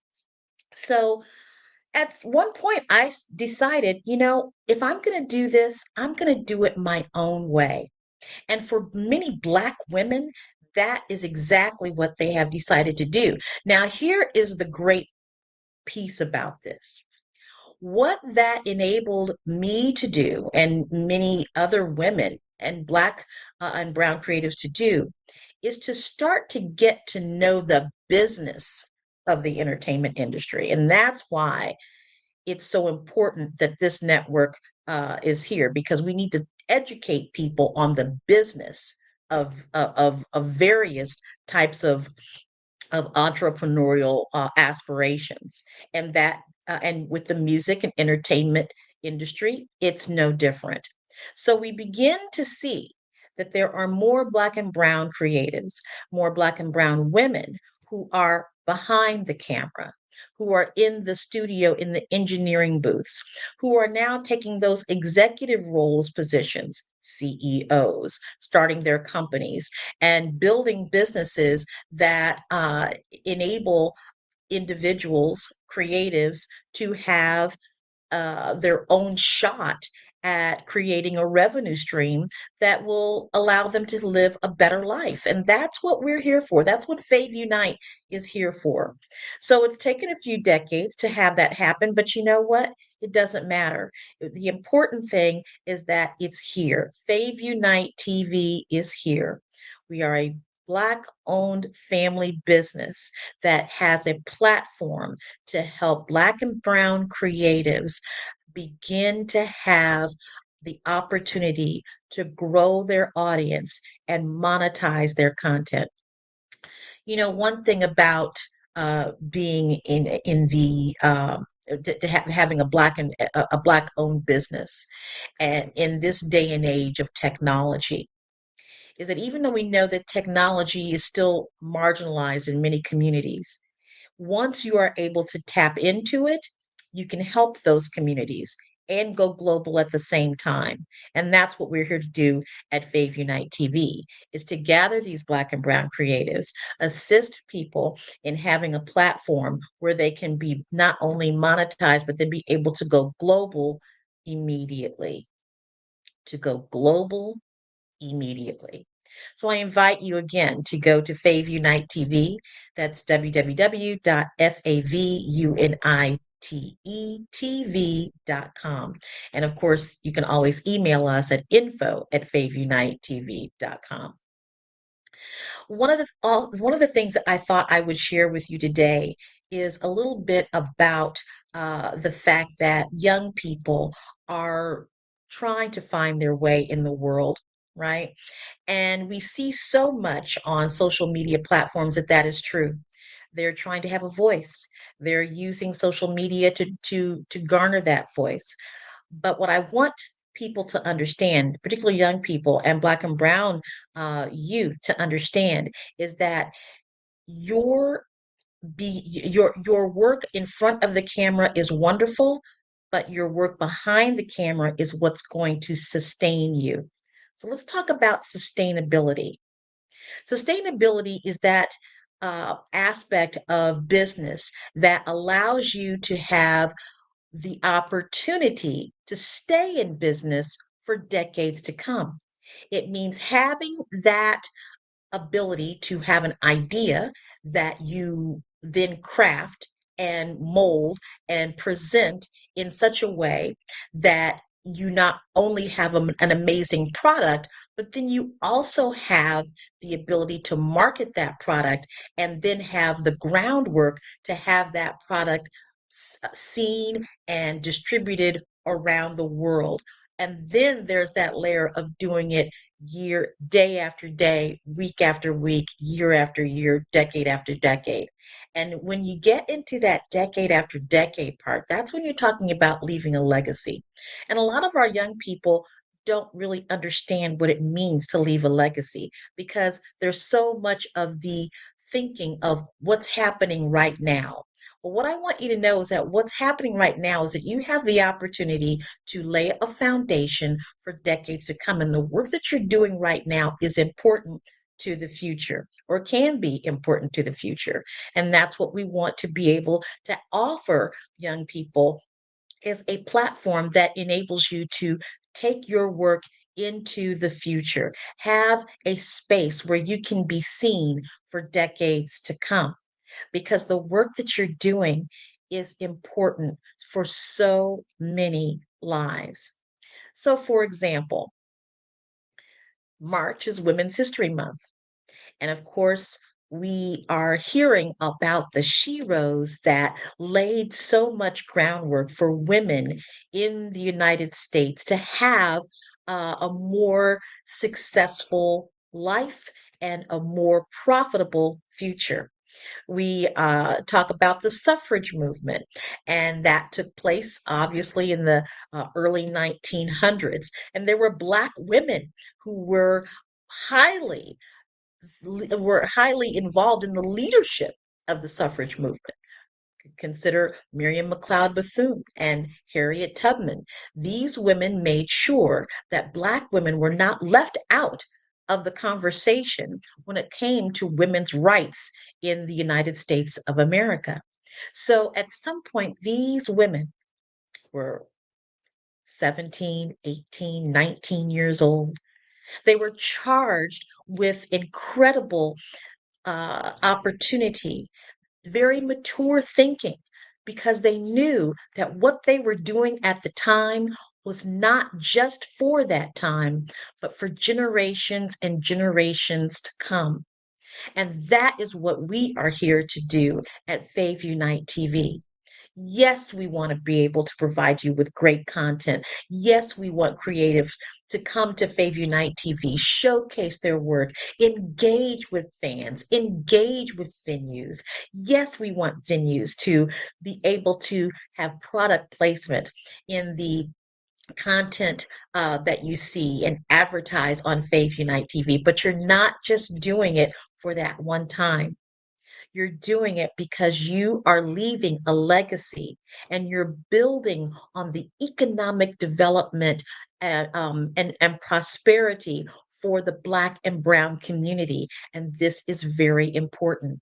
It's very important that we find ways to become more profitable, become enriched by the work and the genius that we have.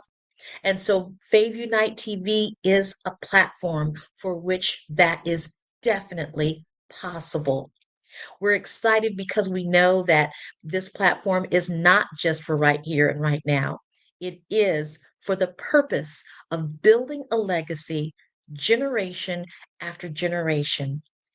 We are prepared to step into technologies as they grow, as they build, as they change, so that the messaging, the opportunity that we have with Fave Unite TV can then just be transformed and move along with technology as it continues to develop and grow.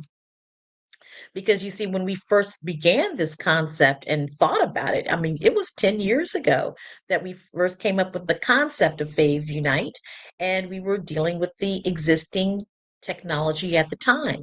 But when OTT streaming came along, we jumped in. Now, I'm going to leave you with a little bit more information about that aspect, about jumping in. As an entrepreneur, it is very important to have a sense of what's happening, to have a sense of what's coming in the future, to have your eye on it. And when you find that moment to take advantage of it, take it. And that's what we did at Fave Unite TV. When we discovered that there was an opportunity to have our own streaming platform that could be accessible on various applications such as Roku, Android TV, Amazon Fire Stick, and soon to be Apple TV, we took it. We took it. And so, what we're inviting you to do, or what we're inviting people to do who are listening to this, is to come to Fave Unite TV while the opportunity is here and take the shot, take a chance. Come to Fave Unite TV and subscribe to our channel, become a content creator on our channel, become a venue and sponsor on Fave Unite TV. Step into it now. Step into that opportunity because we are growing and we have made the commitment to be around for generations to come. Because not only do we have the opportunity to have commerce and revenue flow through our company, that we want to make sure that those on the platform also take advantage of or have the opportunity to take advantage of, but we want to set the stage that we are here for decades to come. And so here's the opportunity to jump in while as they say, the getting is good, right? When you are looking to jump into something, it means that you have to be very conscious. It means that you have to be very aware of the landscape. So the way to become aware of the landscape before you jump in is to inquire, is to ask questions, is to get to know and build relationships. So we're here to offer that opportunity as well, to build a relationship with Fave Unite TV and to become a part of not only a platform, but a movement of Black and Brown creators who are able to have an opportunity get seen more and build a business on Fave Unite TV. As you can see from our commercials, content creators, if you're having an issue with being seen, come to Fave Unite TV. If you're a product that wants to have the opportunity to have product placement, come to Fave Unite TV. And if you are a fan that is looking for a new way of seeing Black and Brown content and possibly having that opportunity to be enriched yourselves, come to Fave Unite TV. Begin that conversation. Send us an email. Let us know you're out there so that we can become acquainted with each other and have the opportunity to work with one another. Now, I mentioned to you just now about working with one another. I'm going to go into a myth, right? And Black Business Network absolutely is one that dispels that myth. And so Fave Unite TV does as well. They say a lot that we can't work together, that we have that we're competing against each other, but we're not working together. Well, let me tell you something. We are working together because we understand that working together makes us stronger. So even though Fave Unite TV is a platform for Black and Brown creatives, we know that there are others. We just do ours in our own way. And what's beautiful is that there is room for others to do that in their own way. And so that is what Fave Unite TV is doing. We are working together. We are stronger together. We are building together. And we must do this for the longevity and the ability to create a lasting legacy for our children. Because it's not just about us, it's about creating a legacy for our children. Because we want our children to have a life that is fulfilling, a life that allows them to create their own dreams, a life that allows them to have the opportunity to become a millionaire or a billionaire. That's what we're really looking at now, right? So being a part of in the entertainment industry is wonderful, but being able to be in the business of entertainment and being in the business of helping other people have a chance and a shot at their success is even better, because we know that our physical bodies are temporary, right? We're not always going to be in front of the camera or even behind the scenes.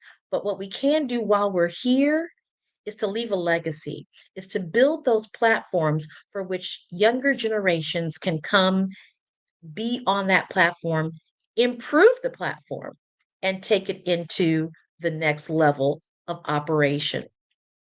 So I want you again to know how to get in touch with Fave Unite TV. We are at faveunitetv.com, where you can come onto that platform and subscribe to our channel, look at amazing content, become a content creator on Fave Unite TV, and learn how to be enriched by this platform. And we also want you to understand that as a venue, as a sponsor, as an advertiser, you have the ability to get into a niche platform where you're going to be able to get in front of the people that want to buy your product. So we're excited at Fave Unite TV to offer this platform, to make it what it is, a vibrant platform that is dedicated once again to amplifying the voices and stories of Black and Brown content creators.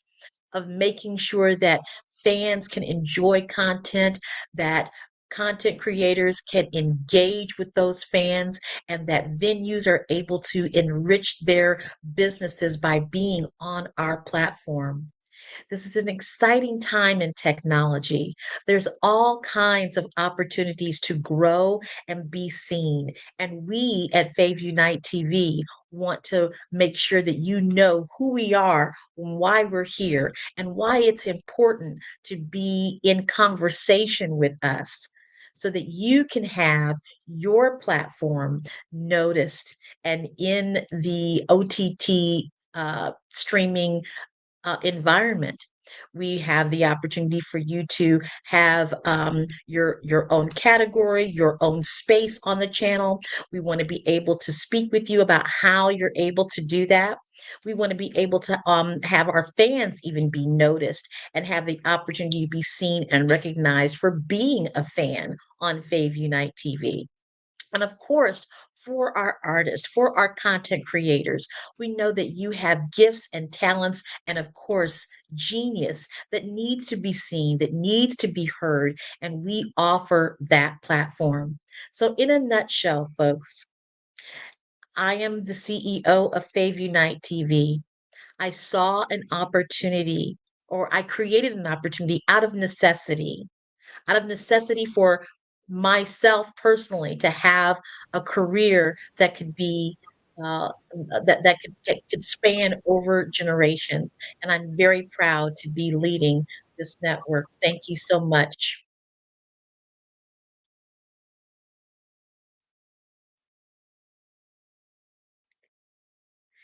And yes, again, come to Fave Unite TV. It's FAVUNITE Okay. TV. Now we're back together. Now we're back together. Awesome. Thank you, Mrs. Blakemore. Thank you so much for your time and your experience, your expertise. What made you, if you don't mind me asking, what made you join the OTT environment? What made you want to move into that space? Well, it was a space that was that is one that we're all engaged in anyway, right? And so when we saw that opportunity to that once it became available as one that you could invest in, noticing that it's one that people are engaging in anyway, we said, well, this is one that we should also do. We should invest in this opportunity and help others become on that platform so that they can be a part of that new technology as well in the streaming world. So it was a business decision. It was a business decision based on what we saw, what we were doing, my husband Eugene and I were doing, and what we saw other people doing. And when it came available for people who could invest in it to do so, we took the shot. Awesome. Now, the last two questions, very quick. What is OTT so everyone understands? And then lastly, give your contact information again so that we are clear and how people can get in touch with you. Absolutely, Lee. So OTT stands for over the top. Very simple.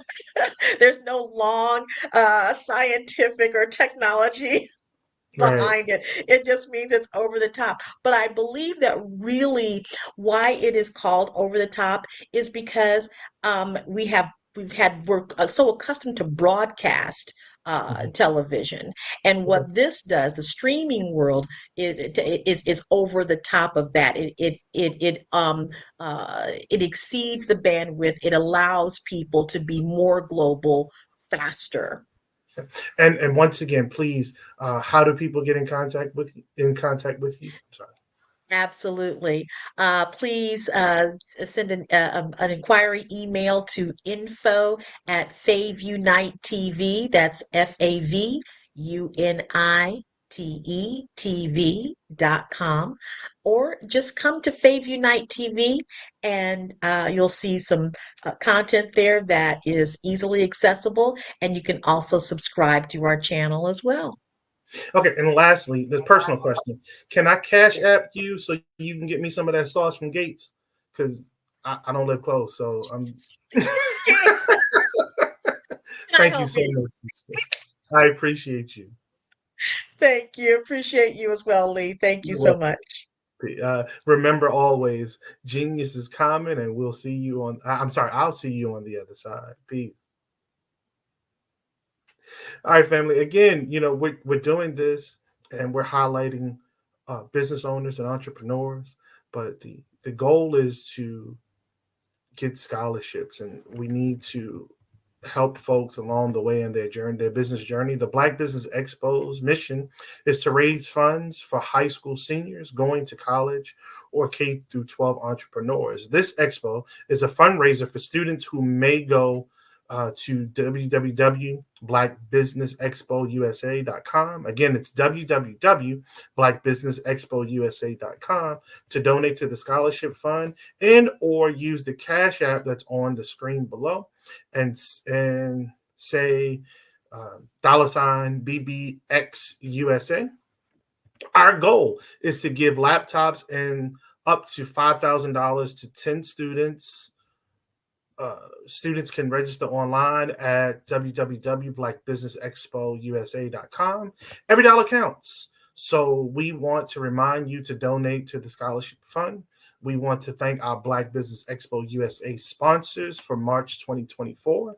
That's NC100, Moody Capital Partners, Suede Soul, The Hello LLC, Lotus Rich Coaching and Training, Carolina, Virginia Minority Supplier Development Council, Step Management, Barbara H. Smith, LLC, 5-Star BDM Media, Marge McLean Foundation, Incorporated, Genius is Common, Earth Essentials, Milani Shani Global, Executive Women's Success Institute, The Quality Coaching Company, Superwoman Business Services, Creative Force Studios, Lee Entertainment, no affiliation, Artistic App Design, Black Business Expo USA, Genius is Common, and I'll see you on the other side.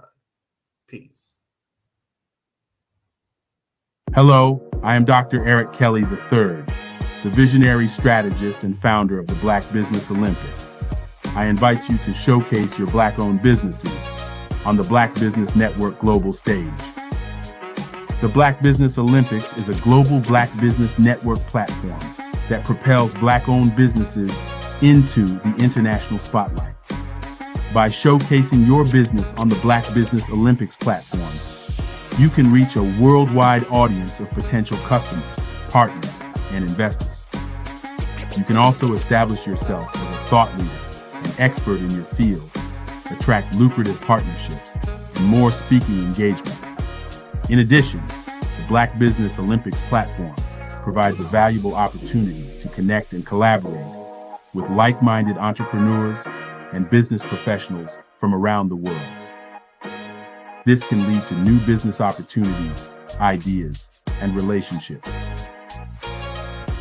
Finally, by sharing your story and expertise on the Black Business Olympics platform, you can inspire and empower others. This is a powerful way to make a positive impact on the world and leave a lasting legacy. If you are a Black-owned business owner, I encourage you to seize the opportunity to showcase your business on the Black Business Olympics platform.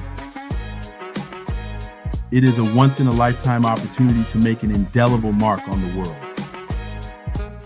Be one of the 1,000 visionary entrepreneurs who are changing students' lives, shaping industries, and leaving an unforgettable legacy for their families. Unleash your voice on our global stage and watch your business thrive. Black Business Olympics is one of the largest Black business showcases in the history of Black business in the world. Yes, the entire world. Just give me a call today at 919-308-9090